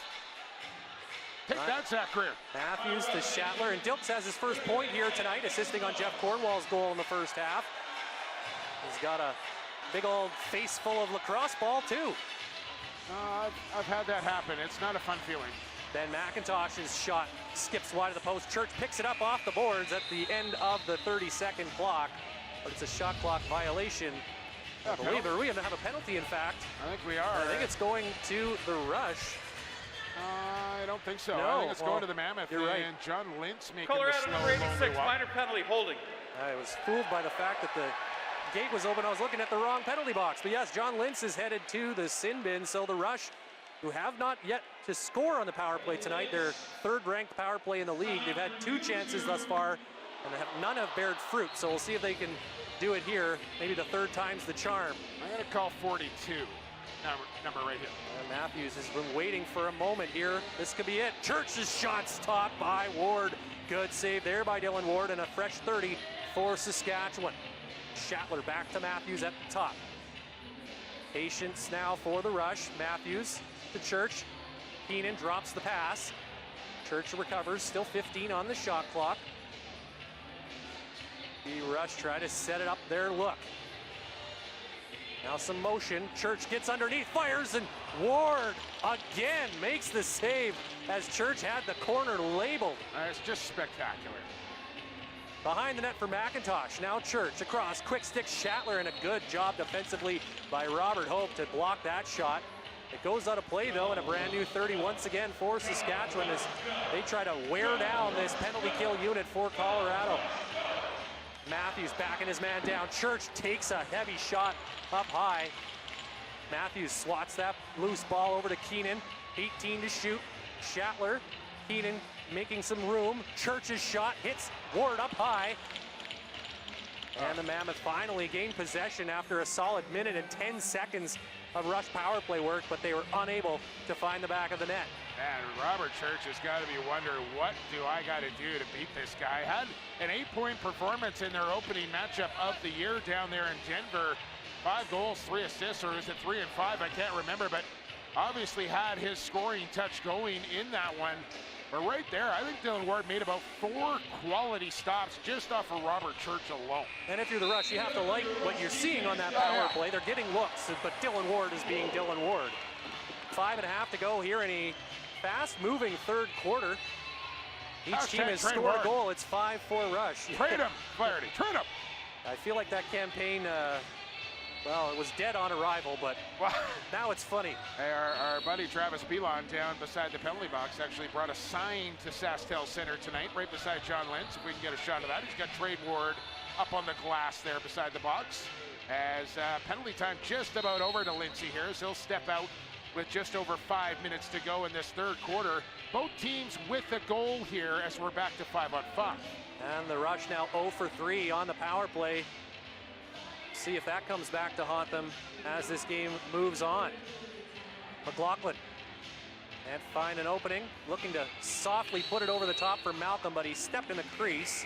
So it'll be Rush ball, but that will be a timeout before they resume play, as we have just 4 minutes and 50 seconds remaining here in the third quarter. Each team has scored.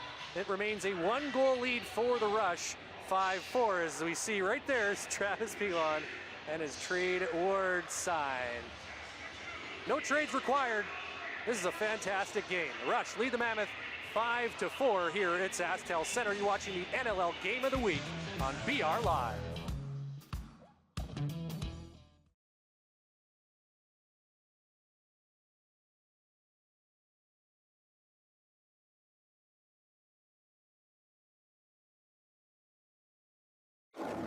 Well, the Saskatchewan Rush are out-shooting the Colorado Mammoth 35-20, but they lead just 5-4 because of this guy right here. This is just a small sample size of the work right off the belly there for Dylan Ward. That's why you wear a helmet, kids. Here's Church. Look at this one right here. Oh, my goodness. That stay out of the net. That is spectacular. Ryan Keenan on a drive, and Ward in good position once again.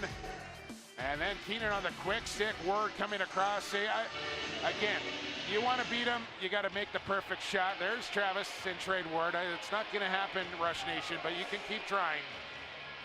He's putting on a show, and Evan Kirk, listen, 4 goals on 20 shots. He's not playing poorly by any means either. Well, that's an 800 save percentage too, which is the benchmark for goaltenders here in the NLL. As Mark Matthews has it, still looking for a goal tonight. Mark Matthews been held off the score sheet. Quickly come the Mammoth up the floor. McLaughlin, they have numbers. Wardle in front. Great save by Evan Kirk as Chris Wardle had him at his mercy. But Evan Kirk says, no, sir. Wow, that was ridiculous. And again, the Rush getting caught in transition, just a little slow to the bench for the offensive players. You don't get a better look than that, but wow, Evan Kirk seeing the work that Dylan Ward's doing at the other end, he says, you know what, I can do that too. McIntosh for Schattler. Low shot, stopped by Ward. Rebound scooped up by Capito. Quickly up come the Mammoth. Cornwall, Messenger off the bench, but it's a 3-on-2 for Colorado. Dives in, no, crease violation. A ball got in, but not before Tim Edwards touched the turf inside the crease, and now a conversation between Edwards and Ryan Dilks, who gives him the old face wash. I think Edwards had 2 feet, a couple of arms, his full body, and knee down. Yes, that's a crease violation right there. That's one of the easier ones to call. It can be a pretty bang play, but not that time. Matthews misses the net with that shot. And yes, Mark Matthews without a point here tonight, which is a surprising thing to say. I watched Matthews pull the trigger there again, and Ward crouching down. All he's got to do is hit that upper tub, and you could see the frustration on him after he let that shot go, knowing that if he hits the net there, it's in. So Colorado still down by just a goal. 1 shot away from tying it up. Wardle fires, that hits the post, and I think Kirk got a piece, but either way, it stays out. And the Rush quickly bring it back up. Garland takes that pass, and now he'll wait for the offense to jump on the floor. Yeah, that might have hit the shaft of the goal stick. Robinson spinning into the middle. Ball knocked out of his stick, and Ward had to be alert there as it caromed towards the goal. Aggressive take, but maybe a little too aggressive there for Robinson. Now Edwards leaves the ball for Jacob Rouet, sprints to the bench. Eli McLaughlin completing the change, takes the pass. McLaughlin guided up high, and now a steal by Ryan Dilks. The cause turnover leader in the NLL with another one. Takes it away, has Jeff Cornwall, who takes that shot, but misses over the top, and now Colorado with a chance in reverse transition. Joey Capito, breakaway in on Kirk, he scores! Joey Capito ties it up. Where have we seen that before at SaskTel Center? It's 5-all. Yeah, Joey Capito doing his thing once again here, Flats, and I don't know if there's anybody better in the league at it. And he just realizes what is happening in front of him. Transition coming one way. Cornwall misses the shot, and you're not going to catch Capito from behind. And maybe the best finisher in transition by a transition guy in this league. He just cashes on breakaway time and time again as we are tied here at SaskTel with 2:23 to go in this third quarter off the goal from Joey Capito as the Mammoth with 2 straight. Capito's 7th of the season. And it comes with 2:23 remaining in the third quarter. Got a brand new lacrosse game here, and surprise, surprise, it's tight. Calgary has pushed back in front over the New York Riptide. 3-2 now at the Saddle Dome as They just want to make sure all the replays are copacetic before we take you back to center floor. And Mammoth looking to win the faceoff. Robert Hope has to hustle back deep into his own end to pick it up, and now Schattler trying to force an 8-second violation as Mammoth do get it up across the timeline, and Gillis now settles it down. Hope so strong on loose balls. One of his biggest assets is finding the ball and then getting it in a stick and keeping it there. Now Chris Wardle with it. It was robbed moments ago, but then Joey Capito able to tie it up for Colorado, and now Saskatchewan bringing it up. It's Justin Robinson with Corbeil. But the Mammoth have numbers back. Now Corbeil ladles it off for Ryan Keenan. Keenan with a goal here this evening. Now finds Matthews in tight, and he's stoned by Ward. Oh, wow, what a save. I don't have any adjectives to describe that stop right there. That is crazy.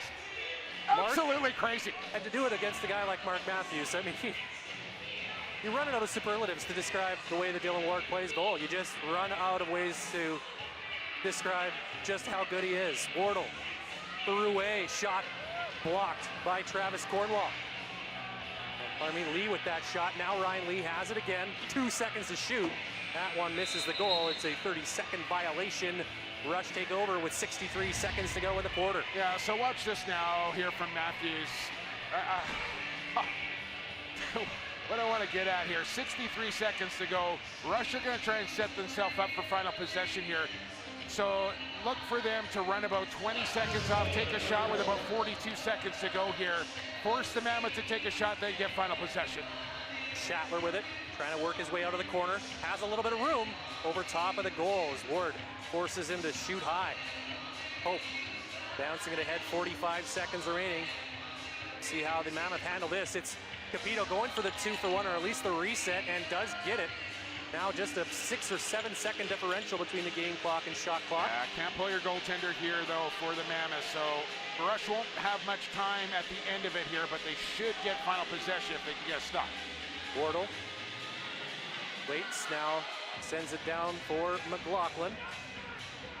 Dilks forcing him all the way back up almost to the face-off dot. Now Wardle being watched by Messenger.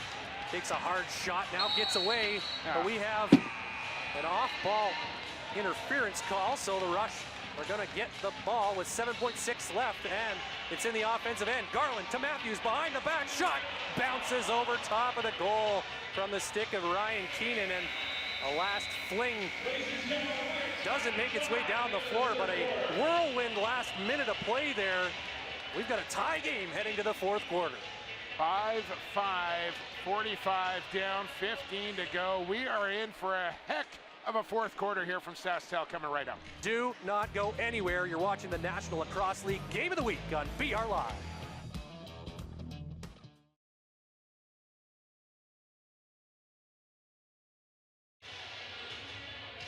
Five is the score as we get set for the fourth quarter between the Saskatchewan Rush and Colorado Mammoth. And what we are lacking in goals, we are certainly not lacking in entertainment, excitement, and everything you could ask for in a lacrosse game. Ryan Flaherty with Jake Elliott. This has been a real treat through three quarters. I'll tell you what, man, like I don't mind a pitcher's duel in baseball. I don't mind a defensive juggernaut in football. If goaltenders are going to put a show on like this, it's not like we haven't had quality scoring opportunities and it's been a boring game. The goaltenders are just stealing the show right now, and I'm totally okay with it. I think it's entertaining as can be. Definitely the best game we've seen in the three that have been played here at SaskTel Center this season, and the Rush definitely have putting their best effort on home turf so far this year. And the Mammoth, now that they have kind of busted the mystique of winning here, you can tell that their confidence is a lot higher playing in this building, and ever since that win in the playoffs last year and then backing it up here again 3 weeks ago. So we've got a tie game, we've got a tied season series. It comes down to 15 minutes to see who's going to get the upper hand between these two Western rivals. Buckle up, it's going to be fun. 38-25, your shots on goal as we head into the fourth quarter here between the Mammoth and the Rush. Thanks for joining us on BR Live, Facebook, Twitter for the NLL Game of the Week as Rush Nation comes to their feet in anticipation of this final quarter. I can barely hear you. You're sitting right next to me, Jake. It got real loud in here. This crowd has been looking to celebrate a victory, and they're 15 minutes away potentially from doing that tonight. Blow the whistle. Let's play some lacrosse.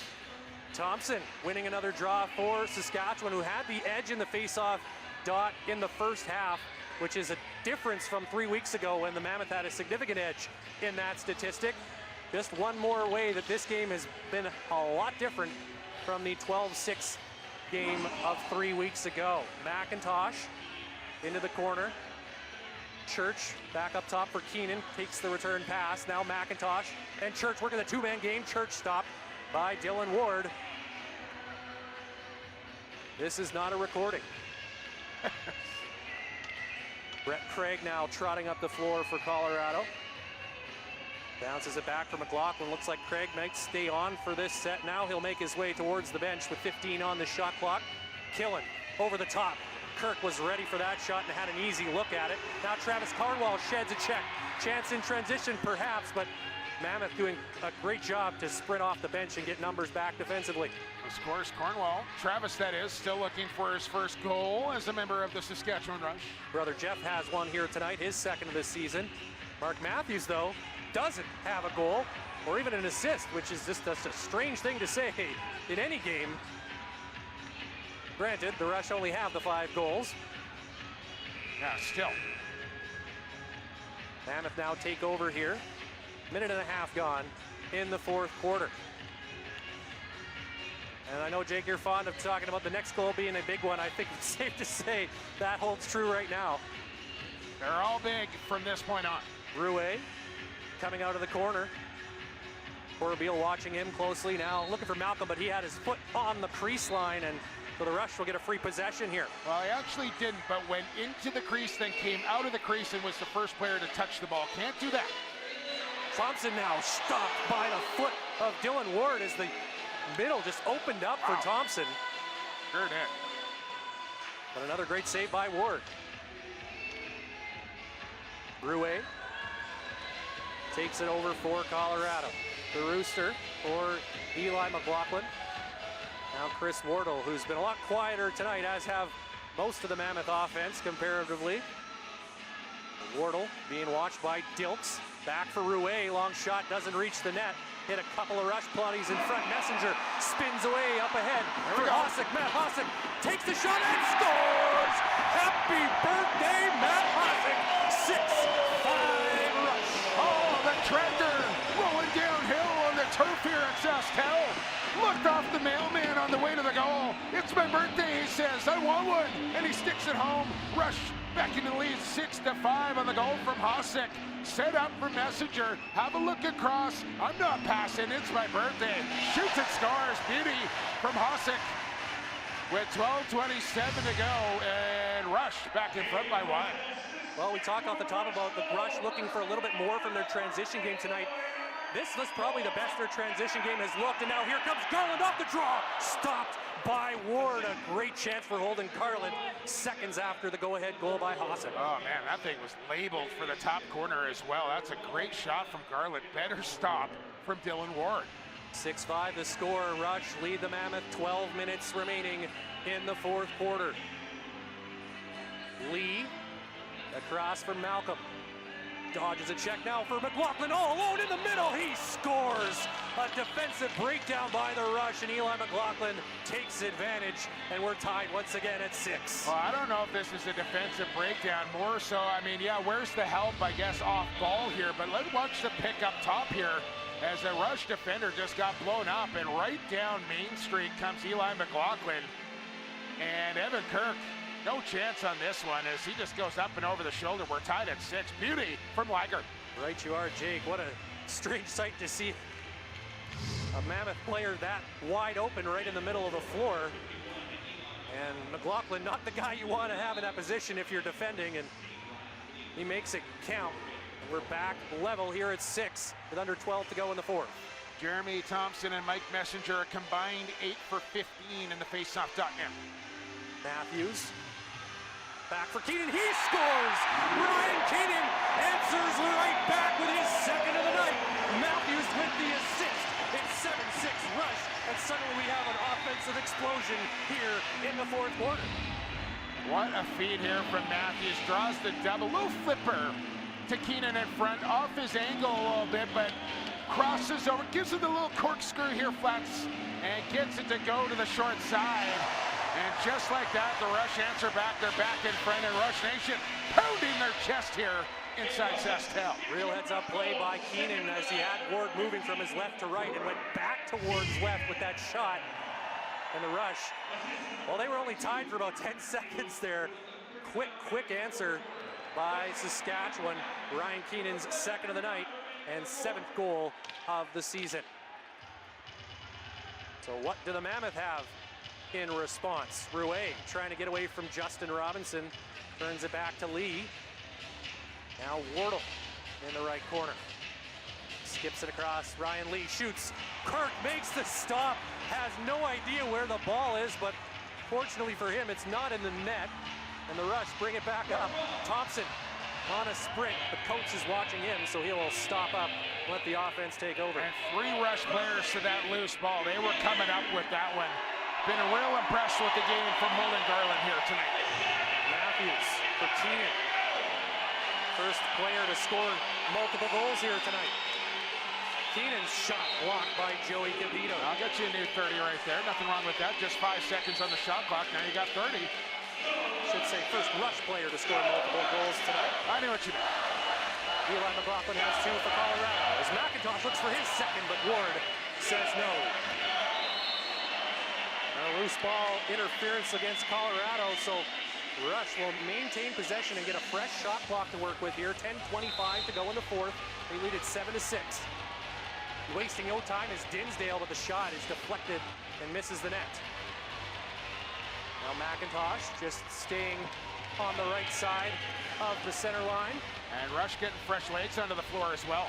Keenan taking a couple of checks, now changes direction and tries the dunk. He had it too, had the open net, but just couldn't put the ball in. Good effort. Under 10 we go. Colorado, no panic, lots of time for them. Coates leaves it for Eli McLaughlin. Now Ryan Lee with it. Kyle Killen. He's been quiet here tonight. Looking for Lee, quick stick off. A little bit off the mark there into the corner, and now big battle with the ball on the turf, and Matt Hossack comes up with it. As the Rush just swarmed that loose ball. They've done that a lot here tonight. Out loose balling the Mammoth by a wide margin. And when they're doing their job, that is a common theme for the Rush. Shatler in tight. He scores! Jeff Shatler on the wall. It's 8-6. Patented Jeff Shatler silly after that one as he finds his second goal. Both going through the 5-hole here. What was more impressive than anything was the catch in traffic and then the crossover, the corkscrew as I like to call it, Flaherty. A beauty from Shatler as he stays out of the crease as well. And the Rush back in front by 2, 8-6, 9:14 to go. Jeff Shatler's stick skill, just amazing. The way his hands were positioned on the stick for that shot, that is not something a lot of players are capable of doing. But when you've been in the league for 15 years, you learn a trick or two. And what a finish there from Jeff Shatler. Just refusing to get that 500th assist, but he'll score goals. No problem. He'll take the goals, and the Rush have their second 2-goal cushion of the game as they lead it 8-6. They've scored 3 times here in the opening 6 minutes of the fourth quarter. McIntosh looking for more, but Dylan Ward stands tall and makes the save. And that will take us to a break. A lot has happened here to start the fourth quarter as we've got a few more goals to talk about. The Rush with 3 of them as they have opened up an 8-6 lead on the Mammoth. You're coming back with more fourth quarter action. You're watching the National Lacrosse League Game of the Week on BR Live.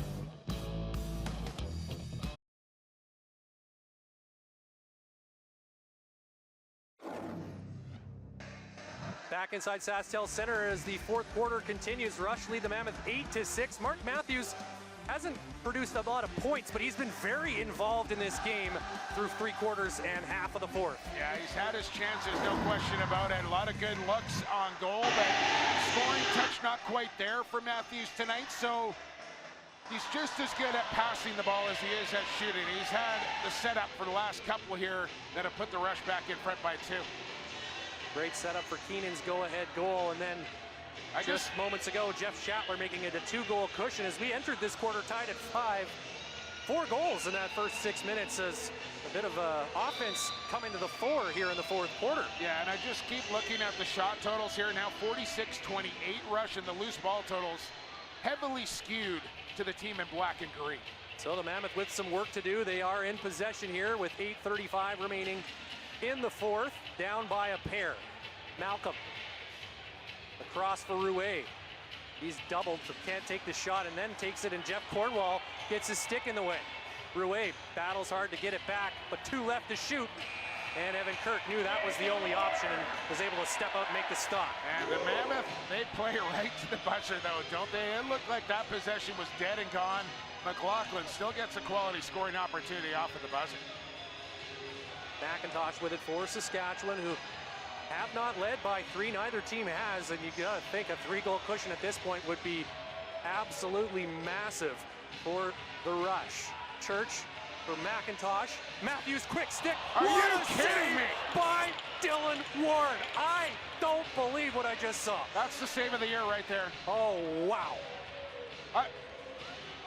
Mark Matthews has been absolutely robbed on 2 separate occasions in the second half by Dylan Ward, and that was the best of the bunch tonight from the Mammoth tender as Evan Kirk makes a save on Kyle Killen. Look up. And back come the Rush. And I just feel like we're just gawking over Dylan Ward here, and in the other end, Evan Kirk is playing out of his mind here tonight as well. Has not been as busy, but he has been full value tonight as well. You're absolutely right, Jake. And he's allowed his team to progressively get themselves back into game form after a 3-week break. Finally start to find their shooting touch here in the second half. But still plenty of work to be done to seal this one. It is far from being decided. McLaughlin over to Lee. Back low shot, Evan Kirk with one of his best saves of the night. And the crowd roars in support of their goaltender. This is absolutely insane what we're watching here tonight in between the pipes for both these teams. It's insane. What a duel between Kirk and Ward. This has been so much fun to watch tonight. Matthews for Church. Ward with the save on a low shot from Church. I honestly don't think I've ever witnessed a better goaltending duel in the National Lacrosse League than I'm seeing here tonight. I know we're at 8-6. It's not like it's 3-3 or anything, but the quality of stops has just been exceptional. That's exactly the key. These offenses have had good looks all night long. The goaltenders have just been completely dialed in. Rouet. Now McLaughlin by the back scores. Oh my, what a sneaky goal there. Eli McLaughlin, one of the best in the business, and he cuts the lead to 1 with 5:52 to go. Sometimes you just got to tip your cap and say nice shot. And this right here from McLaughlin is sick. Reverse backhand, bounce shot, top corner, far side. Nobody is stopping that thing right there from Eli McLaughlin. That was beautiful. And it's a hat trick for Eli McLaughlin, who also has 1 assist tonight. And it brings the Mammoth within 1. It's 8-7. Another 1-goal difference between these two Western rivals. I can't even justify the amount of skill that shot just took there from McLaughlin. Like, that was incredible. Possession awarded to the Mammoth after that battle off the draw, and now 5:36 to go in the 4th. Mammoth looking to tie it up. Wardle. Across, Malcolm looking back for Wardle. The pass is too high. Dilks is able to get to it, and now Wardle trying to force him in against the boards. And Dilks comes away with the ball, gets it up the floor to Matt Hossack. Oh, it's almost crunch time here at Saskatchewan. Mark Matthews with it in the corner, back out for Dinsdale. Now McIntosh surveying the scene, tries to back his way in, scores! Oh, Ben McIntosh! One goal in response to the McLaughlin marker, and the Rush are back ahead by 2 on McIntosh's second of the night. Pretty goal here from Benjamin McIntosh. The inside jelly roll on Robert Hope, and then the reach to the far side, hip high on Dylan Ward, back in front by 2 for Saskatchewan. 9-7 is the score, 5:02 remaining. Ben McIntosh now with a 4-point game to lead all Rush point getters this evening. 5-2 Roughnecks leading the Riptide in Calgary as we come down the stretch here in the fourth quarter from Saskatchewan. Saskatchewan in control here, up by 2, but lots of time on this clock in Colorado. You know, as we've seen all night long, they will play it right down to the final buzzer here. Malcolm gets free, dives. Kirk got an arm on that as Will Malcolm came free and got a great look. Rouet for Killen. The scoring chances in this game have just been through the roof. But the goaltenders, well, they've been standing tall all night. Rouet. Malcolm back for Killen, long shot, Kirk the save, and he scoops up that loose ball, taking it away from Ryan Lee. Now you got to try to start counting possessions. We got one more break to come here, Flats, as we approach 4 minutes to go. But now the clock becomes the friend of the Rush here. One more should do it. The race to 10 is on. And Robert Church get it. He'll ladle it off for Matthews. This will be a good time for Matthews to find the net for the first time. Church as well, but he's stopped by Ward, and John Lintz picks up the loose ball. Up ahead for Jeffrey. They're all crucial now. Gets set here with 3:40 to go in the fourth. Wardle with it. Dilks watching him. Now switches with Hossack. Across to Lee.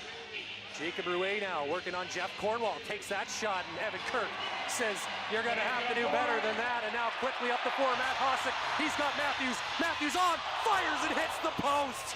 Oh, even when he beats Ward, he can't find it tonight. Mark Matthews looking skyward after that last chance. Back come the Mammoth. Ball knocked out of the stick. And here comes Mike Messenger as this pace is frenetic right now. Messenger to Shatler. He hits the post. Oh, what is happening right now? Sullivan up ahead for Craig. I cannot believe this game right now. Welcome to the National Lacrosse League, ladies and gentlemen. This is what it's all about. Oh, if you're watching this game of the week anywhere on BR Live, Twitter, or Facebook, if this is your first time, welcome, and I think you probably got a newfound favorite sport. Go get your BR Live subscription immediately after this one. Shot clock violation, we're going to break. That is going to take us to our last timeout. 2 minutes, 30 seconds, 9-7 is the score in favor of the Rush. The Mammoth are on the ropes. Can they battle back here in the final 2.5? We'll find out soon on the NLL Game of the Week on BR Live.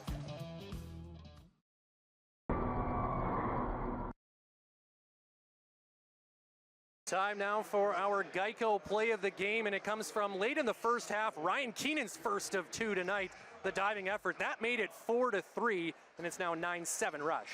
Yeah, Keenan he's been all over the place here tonight for Saskatchewan. When he's had his opportunities, he's made good on them, but he's done the little things here tonight as well. Going into the corners, coming up with loose balls, setting hard picks, opening people up. Somebody enjoying 80s nights this evening as well. A guy who wasn't alive in the 80s scoring 2 goals here tonight on 80s night in Saskatoon.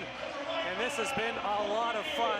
Almost wish we had some overtime, but I know the fans here don't want that because the Rush are up 2 goals and they want to go home with a victory tonight. Here we go. McIntosh with it as the Rush have the ball out of the restart. Looking down low, but the pass is intercepted and Joey Capito comes back the other way. Ward heads to the bench. 6 on 5 for the Mammoth. Sorry, Flats. Matthews trapped out on defense here. Locked out on the crease right now. Let's keep an eye on him. Lee with it as the Mammoth have the extra attacker on the floor. 1:55 on the clock. Lee for McLaughlin, now Wardle. Back for Killen. Double clutch there, looking for an opening. Didn't have one. Shot goes into the corner. Under 5 on the shot clock. chance for the Rush to get a violation here, and they will force that 30-second violation. Great defense by the Rush.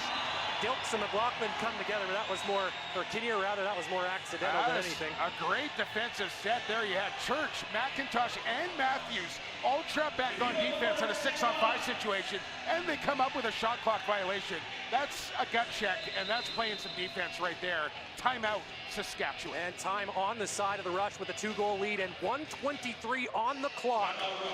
They will take the timeout here, and let's quickly send it down to the floor where Daniela Ponticelli is standing by. What do you got for us, Daniela? Ryan and Jake, you're talking about the show that's being put on between the pipes. Well, on floor level, you get to see it at full speed, and my goodness, it has been a show. The other thing that's neat is Ben McIntosh, of course, who's scoring up a storm tonight. He was the one to say that Rush Nation has really picked up on the rules of the game and understanding the play, and that's what we're seeing right now. We're seeing so many fans standing in the stands, knowing the defensive battle that's going on, of course, right now in the favor of the Rush. But my goodness, the energy still the same, just like it was to start the game. Guys? Yeah, it has been a barn burner from start to finish here tonight. Jake, nobody's sitting in their seat right now. Rush Nation is standing. They are anticipating this final minute and a half. They want to win their first of the season here on their home floor.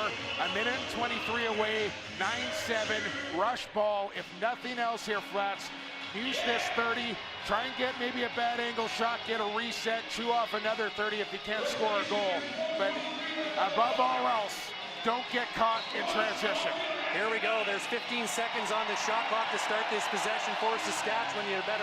You think they're going to try to use all of it as Matthews cuts inside, fires it just inches wide of the post. It comes down to McIntosh, but the shot clock winding down, and he just dumps it into the corner, and the Mammoth take over. They need to get one quickly here as they trail by 2. Ward thinking about going to the bench, and now he'll finish heading that way, just waiting to make sure that the Mammoth maintain possession, as now they will get set up here and try to get within 1, and then we'll see what happens after that, if they can get it. Wardle down for Malcolm, across, quick stick, Lee, stop by Evan Kirk. He makes a huge stop right there.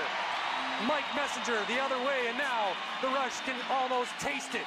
36 seconds left. Messenger has 20 to rag the ball. He'll leave it for Ryan Dilks. You know he's not going for the empty net Flats. Corbeil, Messenger, now he'll think about it, but it's blocked. Schattler's hustles over to the corner. Still 10 on the shot clock. It is almost over here as the Mammoth need 2, and they just don't have the time. Schattler crowded in the corner by a trio of Mammoth defenders. And now we're going to have a timeout. 14.3 on the clock. Feels like it's elementary, but this is the National Lacrosse League, and you don't want to count anyone out. Let's watch this final save here by Evan Kirk that should preserve the victory here. Again, post to post and takes one away from Lee. I can't stress enough how spectacular these 2 goaltenders have been here tonight. And Dylan Ward's going to stay on the bench here. Mammoth are going to have to go 200 feet, have 14 seconds to do it. Actually, hang on, hold the phone here. We got a Mammoth penalty. Yeah, missed that entirely, but that changes things completely. Now it's basically just a time situation for the Rush. Yeah, they'll probably on the power play, and they'll probably just run the other way. Yeah, I mean, you got 8 seconds to get it over, so you can absolutely do that. Chuck it down the floor, no big deal. But they will keep Ward on the bench here. So even manpower, but nobody in the goal. But no reason to go across center, but that's exactly, they got a man wide open in front. The countdown is on here. The Rush are going to win their first game on home turf this season and take the season series as Connor Robinson throws the ball in the air, and the crowd roars here at SaskTel Center. The Rush get some equilibrium back at home as they take it 9-7 in a thriller here on a Saturday night in Saskatoon. The powers that be at the National Lacrosse League office picked the right matchup for the NLL game of the week this week. My goodness, what a performance from Evan Kirk and Dylan Ward here tonight. And Sask come out on top by 2. Rush Nation going home happy here this evening. Look at the shots on goal here tonight, Ryan Flaherty. 53-36 Rush, but they cut out a 2-goal victory, 9-7 your final. Dylan Ward doing everything he could to get a victory for his team tonight, but the Rush just relentless all night long, and they break through in the fourth quarter for 4 goals, and that is the big difference here, because remember, this game was tied at 5 through 3 quarters of play. The handshake line going here, another hard-fought battle between these two Western rivals. They won't see each other again this regular season, but who knows what could happen down the line. Yeah, very well could be a rematch. A massive win here for Saskatchewan. Not only to get one on their home floor, but to get the season series. That is the big part of this equation here, is now they're up 2-1, and they don't see the Mammoth again for the rest of the year. Let's take a look at our Alterna Bank save of the game. And we had a lot of things, a lot of choices tonight, but we got to go with this stop from Dylan Ward. It wasn't a losing effort, but that might be, as you say, Jake, the save of the year, at least thus far in the NLL.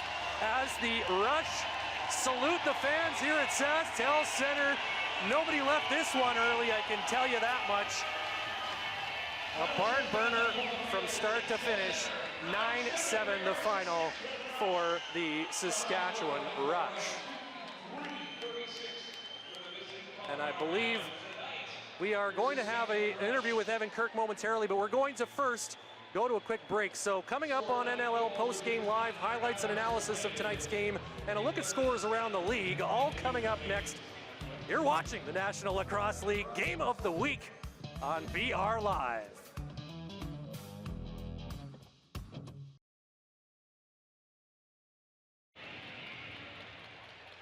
Back inside SaskTel Center as we wrap up a thriller of a contest between the Saskatchewan Rush and Colorado Mammoth. Rush take it 9-7 the final, and one of the heroes of the game for the home side is standing by at floor level with our Daniela Ponticelli. Yes, Ryan, I'm joined by Evan Kirk.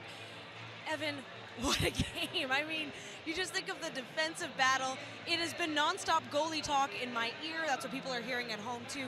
So what is it like to get this win, obviously with the team, but also really for yourself? Yeah, it's huge. I mean, we've had a lot of time off here, so we're every weekend for the rest of the season, and we got to put it together, especially at home, like you said. It's really good to get a full team win. It really was. It was consistent from the offense, from the defense. In terms of having the bye, but then having that practice, and I bring it up because it's so rare. That doesn't really happen for you guys. What really clicked in that really allowed this whole effort to play out tonight? Yeah, it's tough. Like you said, a lot of time off, but a hard practice, and just coming together, hanging out, going over systems, really getting it together and focusing on kind of, what we have to do better as a whole, not just defense, offense myself, but as a team, and putting that together in the time off. Now, when you came to the bench at one point, I heard you basically taking ownership of something. I don't know exactly what, but you said, I got to step to the side. You are really someone who takes accountability very seriously. So when you have a good night like this, what do you take from that to lead into the next game? To be honest, next game I start from scratch. Ever since I've been playing this game, you think you get in a rhythm and you never do. It's a mental battle every time, and it's they call it the golfer's bounce, and you got to really be consistent, and that's the toughest battle to play in this league. And then lastly, how great is it to get this home when we've won this season, just not on home turf, and it feels like such a long time coming with the breaks in the season. Yeah, it feels like I've been watching the NLL on Instagram on my weeks off, but to get that monkey off our back is absolutely huge.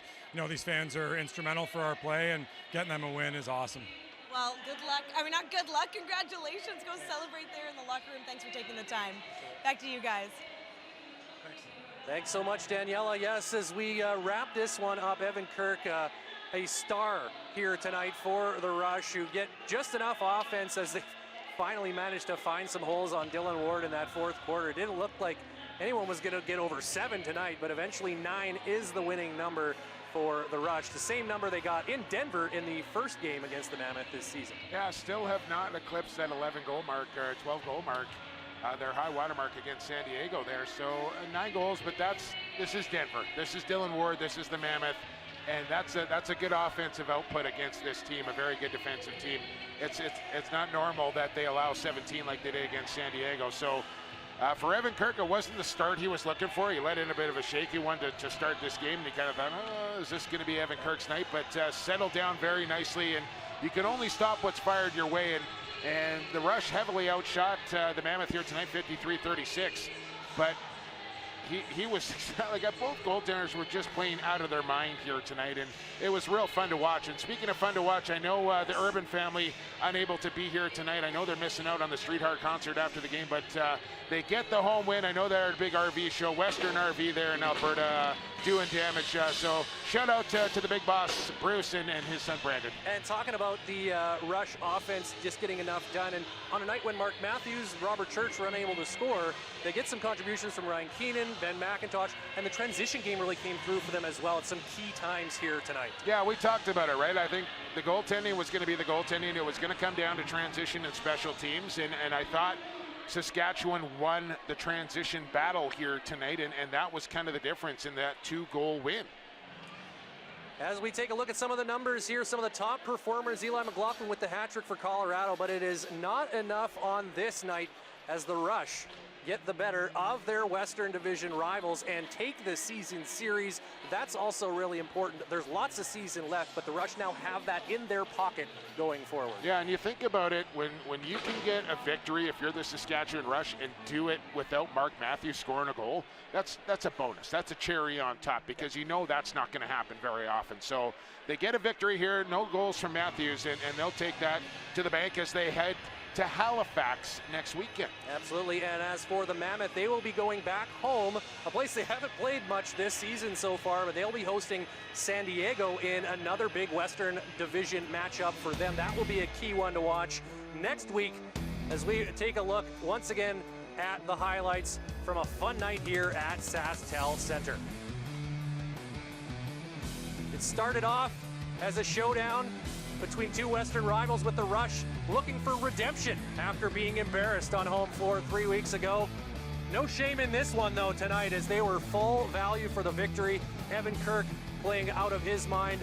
Dylan Ward was great as well for the Mammoth, but they just couldn't quite do enough to keep the Rush from winning here tonight, as the Rush improved to 4-2, while the Mammoth dropped to 4-6 on the year. Once again, the final score from Saskatoon, 9-7 in favor of the Rush. You can visit NLL.com for an all-access pass to the National Lacrosse League and get the latest news, highlights, stories, and much, much more.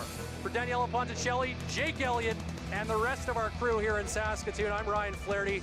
Thank you so much for watching tonight. You have been watching the National Lacrosse League Game of the Week on BR Live.